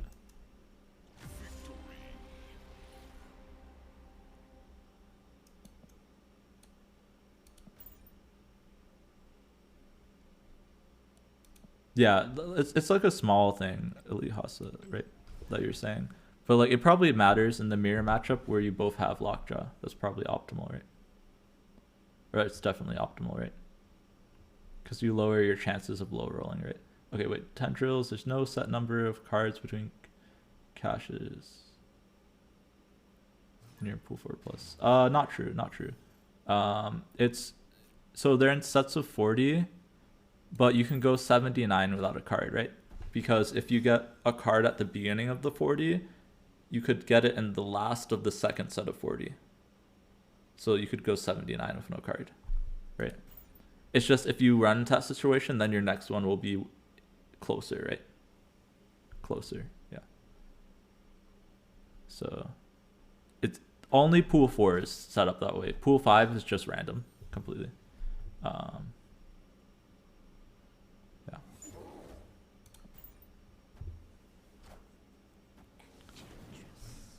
Turn 4 snap, turn 5 leech, turn 6 active mind trigger.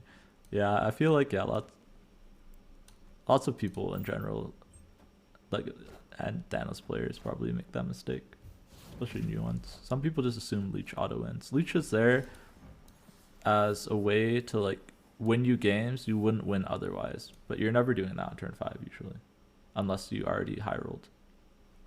We've all done it once, maybe. I don't think maybe I've done it. I don't know. Leech or arrow. I want to potentially clog them up in Icebox, so we'll arrow. Yeah, they're doing it because they were taught to snap before arrow, no matter what. But that's definitely not always correct. All right, we didn't clog them here, which is a little bit sad, because we only have 6 drops in our hand. But we'll and just look at what they have, right? This might just be a tiebreaker game. Okay, so they're gonna have a Taskmaster, but no 1-drop. I think we beat that, right? Tiebreaker wise. If they had a 1-drop, right, they would have played it alongside the Taskmaster. So I should be safe to go like this and beat tiebreakers.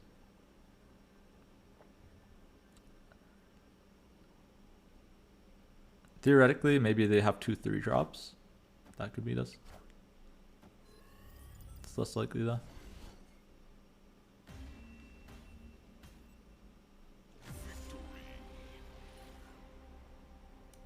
You got 4 cubes a decent number of times by just dropping Magneto and then being confused at their turn of 3 powered in orc. Yeah. I mean, also you run lots of people, right? That's kind of more of an unusual thing, right? They're probably leashing you CompuCrazy because they assume your biggest card is Heimdall. Usually you don't run Magneto in a move deck, so you probably get a lot of people with that. Like they just assume the biggest thing you can put out is 8 and not 12, which is a big difference, right?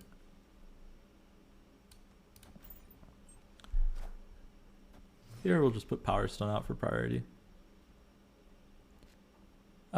Sinister London. We can double Time Stone, just leech next turn. Seems good. Yo, what's up, Vax Live? Welcome back. Get to watch us turn 3 leech. Just in time. Jotunheim really sucks though. Alright, we need to like Infinite the Sinister London. That's how we win. It's gonna be like, oh wait, I probably should have played Shang-Chi there. For some reason I thought I had a Sunspot. I'll be completely honest. It's probably just hope the Infinite is big enough, yeah. The only thing better than a turn 4 leech, yep. No, yeah, leech is fine if you play it on turn 4. That's why I think that they should just nerf the amount of turns, right? That it affects you for.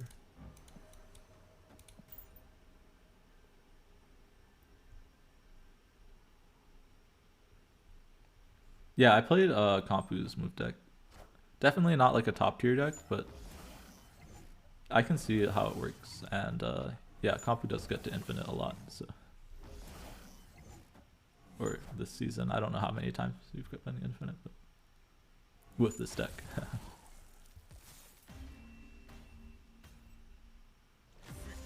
But yeah, it's a spicy list. It's very spicy. Like you can just tell from looking at it, like it runs some move stuff, but then it has lots of surprise cards that probably get you lots of cubes, right? Like the Witch, the Magneto, you got Arrow and Polaris, which are just good move cards compared to like the Human Torch. All right, we got a Thanos mirror versus someone who never snaps on turn with Mind Stone, so we should be favored. We have Quinjet Lockjaw, very likely to get some stones, so definitely a turn 1 snap in the mirror for sure. We're really favored, even if he has Quinjet and Lockjaw. He has Mind Stone, so he should have snapped back. Yeah. We really need to hit a stone here. It's like 50%. We're pretty unlucky if we don't hit one here. We could lose. But yeah, he should have snapped back with the Mind Stone. He actually has a better start than I do, unless he doesn't have Lockjaw. But yeah, Mind Stone Quinjet is actually nutty, right? Yeah, Oscorp Tower is also kind of annoying. If we hit a stone, we're still in this. Okay, Power Stone is like the worst stone we could have hit, but it's still okay if he doesn't have Lockjaw. If he has Lockjaw, where he actually has a much better start, right? He'll have the Quinjet and the Mind Stone and the Lockjaw. Still think it's worth it to snap, because yeah, sometimes you just don't have it, right?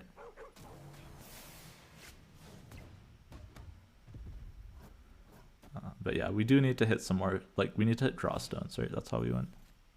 Yeah, Time Stone is perfect here, right? We have Prio, so no reason to play this just yet. We'll play out the Coulson instead.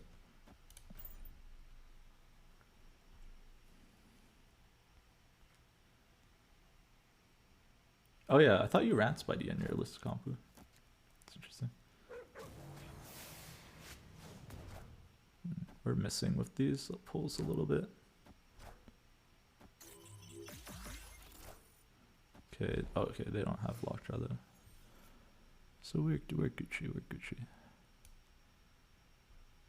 We're pretty set here, so I just need to set myself up to win another lane. I might keep Darkhawk as a surprise here. I think that's what we're doing. And we should have a good chance to activate Thanos. Also, I kind of want to bait it out, the Shang-Chi from them. Could also leech here, because we're pretty far ahead, right? Yeah, I like the leech because we have the Shang-Chi in hand. So if he tries to get ahead with like a dino here, we can just Shang-Chi it. And leech gets rid of any counterplay from them, right?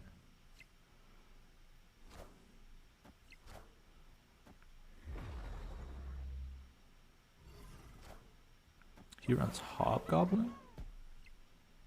Interesting, interesting. Hobgoblin, very scary. And snapping me. If we full pass, we have... He runs Kang on that list, by the way. We have 12 here. Interesting. It's a very boomer snap. What do you guys think? Do you think he has Kang here or no? We low rolled that Necrosha pretty hard. Probably a Kang snap, yeah. What do we show then? Do we just pass? No, I know he owns Kang. I don't know if this is a Kang snap though. I think we show the Thanos. So we can try and bait out a Shang-Chi. We'll give him 8 cubes, I don't mind. If he's not Kanging us and he's just putting power into an Necrosha, we'll take it.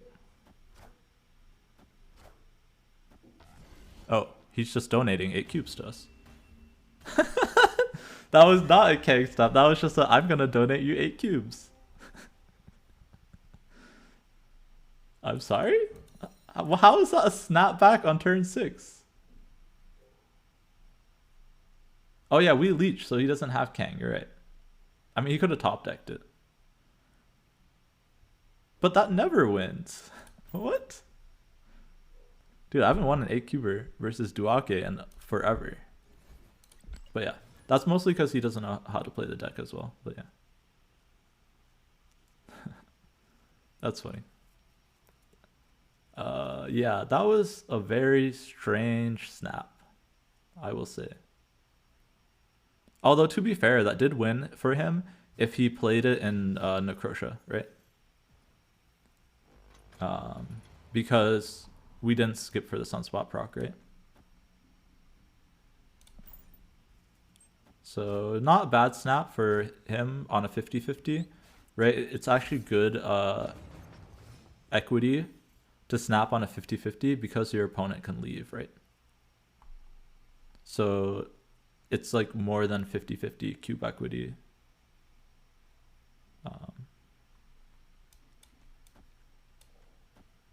We'll get rid of Negative Zone because it looks like a stone game. Yeah. Yeah, it's important to think about it like that. Like if you know it's a 50-50, it's always better to snap on it. But yeah. Yeah, he would have won in Necrosha.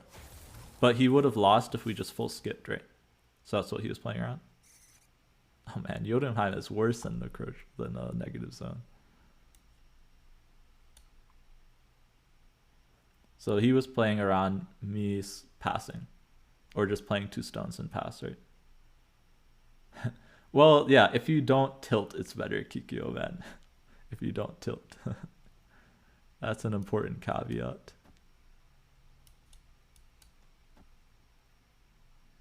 Actually, it's Space Stone here, right? That's better. And we'll get to go She-Hulk plus move something. This is kind of awkward, because they're also running a Killmonger deck.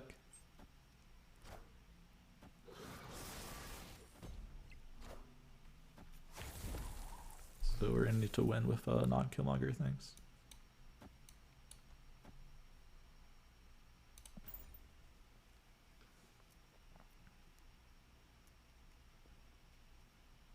This is a tough one to try and win. Yeah, because they also have Vibraniums, which are kind of carrying them here. Maybe the arrow will help here. Into like a couple stones. Okay, so they capped out with a tie there. So we're up 2 here and up 2 here. They reveal first, so we'll put Shang-Chi. And we should be good.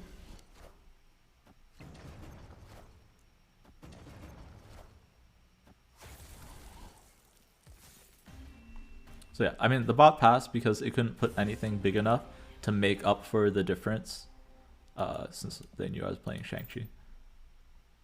But yeah, that's still always the play, even versus a person, right? Because if they play a big thing there, you Shang-Chi it, and win tiebreakers. If they play a small thing, then you win tiebreakers on the left and middle. You just quit the MV back, yeah, 15 minutes later, yeah. But yeah, it's important to have good cube equity in this game, right? So to know things like that, you should be snapping on 50-50s.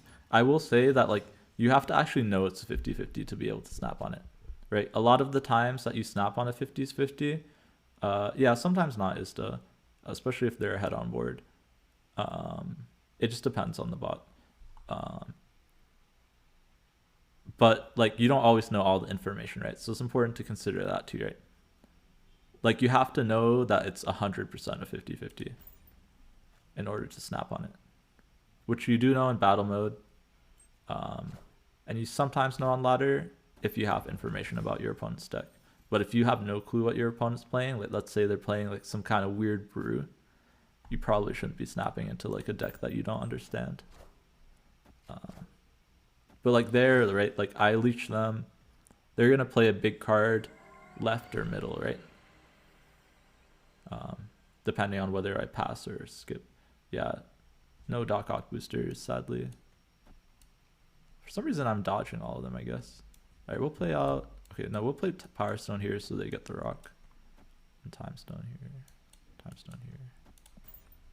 We'll still be able to She-Hulk if we don't get a better 5-drop. I guess the only better one is Leech.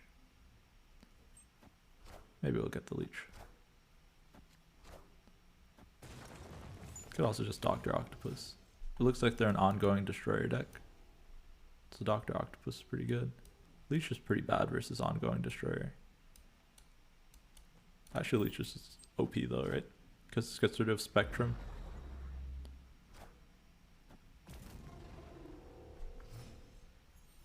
And now we can pass into Arrow, She-Hulk.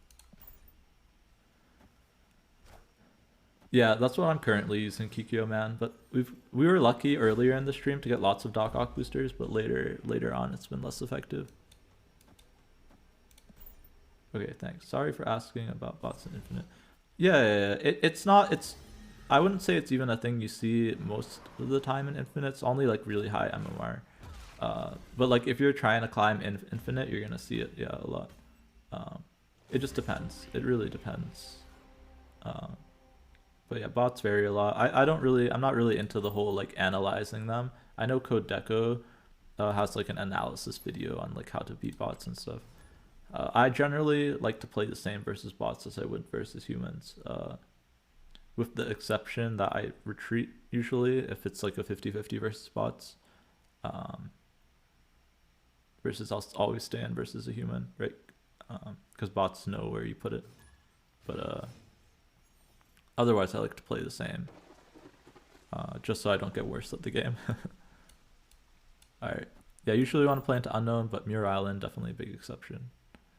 Because it can make your stones actually threatening, right? Assuming your opponent doesn't play Killmonger. Another move deck fact, drop Iron Fist Vulture into Cloning Lab. You get an 8 power at 3 cost? I did not know that. That's pretty nutty, Kompu. Alright, we'll even play Time Stone early just so we get the bonus Mirror Island buff. Yeah. Okay, we got rewarded with Lockjaw too, which is awesome. We didn't get a stone to go with it though. We're gonna play the Lockjaw here since we have Leash on turn 5. Otherwise, I wouldn't recommend putting your Lockjaw in Avengers Compound. Usually in Thanos decks, you have good turn 5s, like Dino and She-Hulk, that kind of stuff. But specifically here, since I'll probably be leeching. And yeah, you want to hit Infinite so you can stop playing Thanos. Very fair.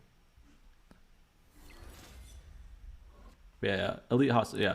So how it works for the booster system,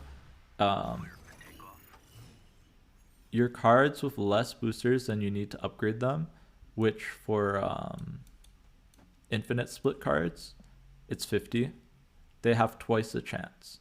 And how you can abuse that, right, is that you fill your decks with cards that all are infinite split and all have more boosters, right, more than 50 boosters. And then the one that you want to upgrade, you spend all of those boosters below 50. Yeah, you want to keep upgrading it so your boosters are lower on the card that you want to get more boosters for. And that's how you take advantage of it. All right, we're just gonna leech. I like the leech versus the discard deck. That seems pretty good. Well, didn't really help here because we didn't have Prio.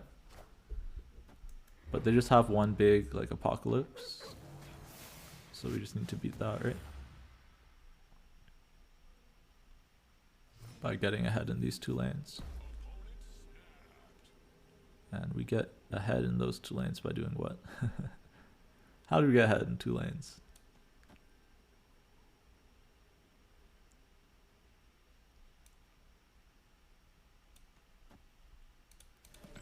We get ahead by pulling arrow from Lockjaw. And I will pump. If we pulled Infinite, Arrow, Kang, pretty happy.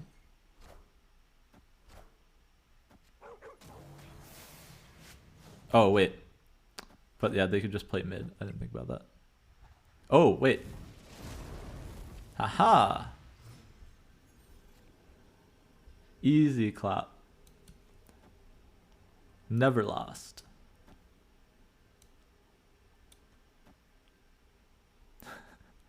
Actually, reality being not disappointing.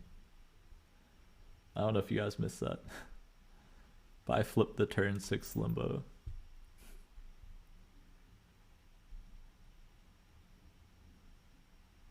It's boosted as long as it's below 50, Elite Hasa. Yeah.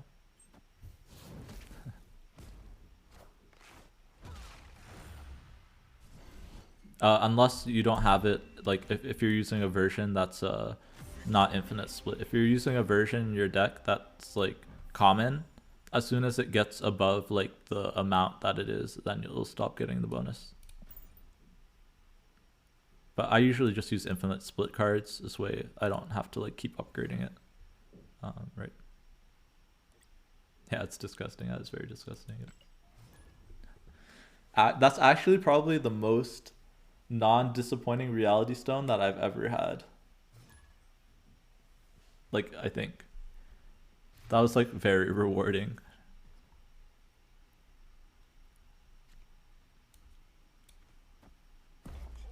There used to be another multiplier Elite Hasa, but that's no longer existing. Alright, they're snapping on us. Our hand kinda sucks, so I think we leave. It's pretty close. They're snapping because they have Lockjaw, right? He doesn't snap on Mind Stone, he just snaps on Lockjaw. What do you guys think? Retreat or stay? I think it's retreat. I might stay just because it's a person and I want to see how the matchup goes. So we'll sacrifice a cube for matchup knowledge. Okay, we hit Mind Stone, so we probably actually snap back, right? We hit Mind Stone plus Thanos, which is just nuts, right? But we might get leeched here, which is a little bit scary. But I think if he plays leech, he falls pretty far behind, right? So I'm fine with doing this. We're gonna get Lockshot here for sure, but I'm fine with snapping back because he might low roll. All right, but we have Shang-Chi too, so should be fine. The leech. Well, yeah, I mean on average they're not gonna roll a leech right into your Shang-Chi. So, but yeah, it's probably retreat. I think it's worth to stay and snap back on the Project Pegasus. But yeah, we got Omega high rolled there. Actually, the best thing they could do is hit a big card and the leech because we had the Shang-Chi in hand. And all our stones in hand. But on average, they're not hitting the leech there, right? So, it's a fine stay. But you also have to retreat, right? Yeah, I always snap with Mind Stone. Yep, especially in the mirror. On average, you'll win those games more often than you'll lose them. Right? With Mind Stone, I'd say you probably have like 60+% chance of winning, especially in the mirror. So yeah, it's always a snap. Right? You play this game with statistics, right? Statistics and then game knowledge, right? Yeah, Spider-Man. Spider-Man's actually gonna be the nuts here, right? Because it's a world trip.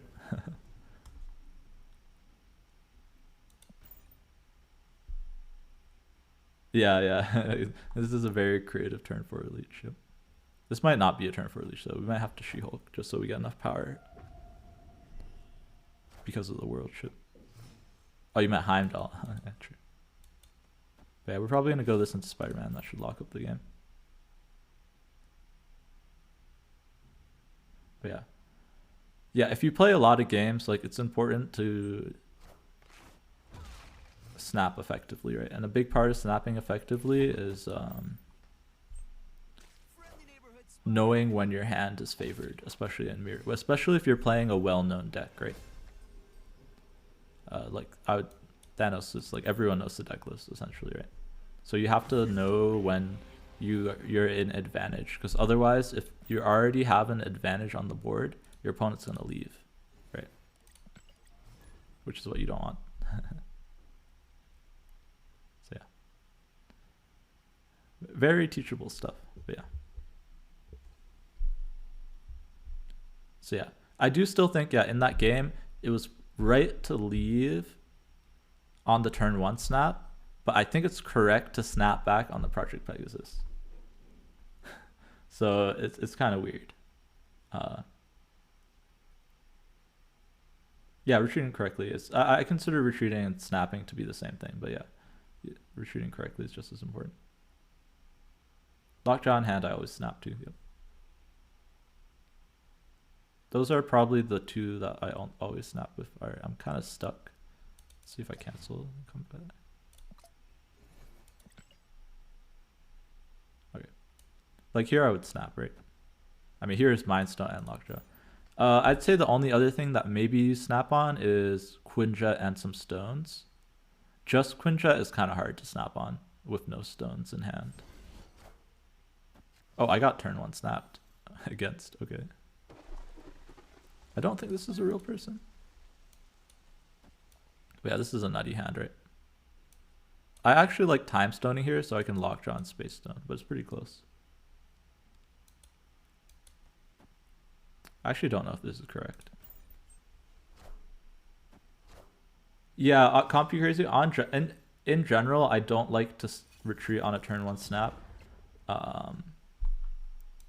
It's a little bit easier to do so if you know your opponent's deck already, right? Since I knew he was Thanos, I know why he's snapping, since he also knows I'm Thanos, right? So like I'll say it's easier to retreat on turn 1 snaps if you know your opponent's deck list and like their output range. But I definitely don't recommend retreating on turn 1 unless like your hand's like, even if your hand's bad, like it's probably bad equity to retreat on turn 1 snaps. Although I will say, from specifically my snap statistics when climbing, the biggest success I have when climbing is snapping on turn 1. Like I have an 80% win rate when snapping on turn 1. All my other snaps are like 70 or less. And I would say they're all higher because of the fact there's bots, right? But I think it would still hold for people, like the percentage difference wise, not necessarily the total percent, but it's kind of interesting. Yeah. Little octopus here. Yeah, I could Kang to see what I get from the raft. Was Kang my top deck? I kind of like holding Kang for turn 6. Yeah, but I would assume the average player isn't as good as as me, for example. But any player of like me or at least Hasa or Cam Best, any top player on ladder is probably not as good. It's probably better than your average player. So if you're versing them, then it's probably easier to retreat. But I would assume the average player is not correctly snapping.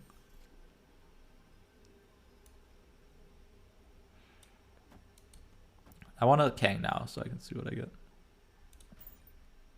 Oh, okay, they retreated. Can you alter what you get from Raft? I guess I should have done the Kang the turn before just to see if I could change what I get from the Raft. But I don't think you can change what you get from the Raft. Actually, that's not true. You can. But it would require me to play Reality Stone on another location. Because you can change what you get from the hub. You can swap, so it's determined what 2 cards you and your opponent gets from the Raft or the hub, but it's not determined who gets which one. So you can change that. I forget exactly how you trigger that though. Yeah. I mean, most people probably don't snap aggressively enough backslive. I snap very aggressively, maybe too much though. Doesn't the Raft proc before? No. I was saying if I Reality Stone off of the Raft. Oh. But you're saying like since it procs first.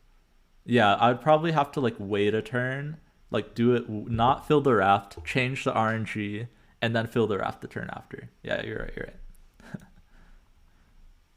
It would have to be something weird like that. And that's how I would be able to change it. So like it wouldn't be practical, essentially. Yeah, snapping before all locations is tough, but like in general, right, most locations aren't gonna screw you over. So alright, my battery is running out on my headset. Oof. I might have to switch. But also I'm hitting my 4 hours, so this is probably my last game. Assuming we win it. But we always win it, right? Yeah, subterranean and stuff. Oh man. Bye, squirrels. Assume I will win it. Yeah, fair.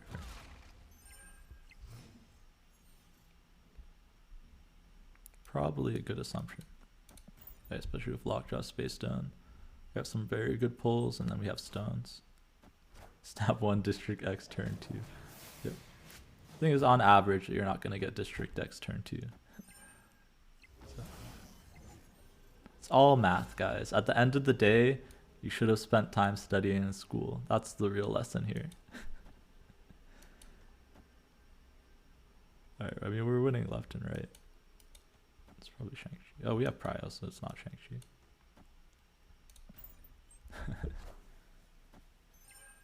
Oh, we could lose to like Blue Marble, I guess. Okay. Alright. Yeah, I'm gonna call it here. I do need to get food and stuff, and hopefully not all the places are closed. Although I guess I have food here. Whatever. But yeah, I need to figure out food. I need to get some sleep. I do work tomorrow.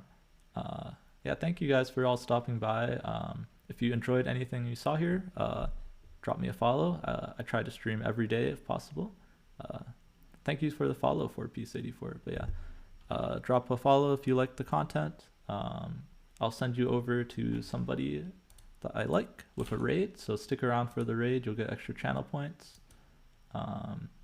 If you haven't already, check out my Twitter. I keep it up to date with all the Snap news and then news about the stream. Deck lists I like, that sort of thing. Let's see. Who have I not rated in a while? There's a few people that I know. Yeah, stick around, you'll get extra channel points. Follow me either in game or on Twitter, or both. On Twitch or Twitter, and you'll see more of me. Oh, do you guys want to check out Super Tech God? I like Super Tech God. Let's raid Super Tech God. Another great content creator. He's been around the scene for quite a while, so definitely check him out. Give him some love for me, okay? Just make sure I'm spelling the name right. I think that's right. Yeah, let's say hi to Super Tech God.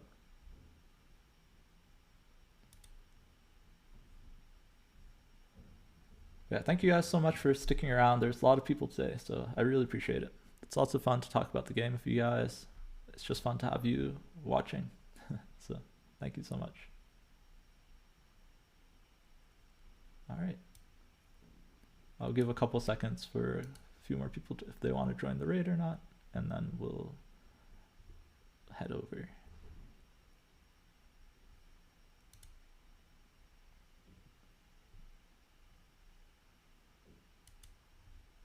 Yeah, no problem, everybody. Thank you. I'm seeing all the thanks for the streams. No, thank you for joining the stream. That's what I have to say to that.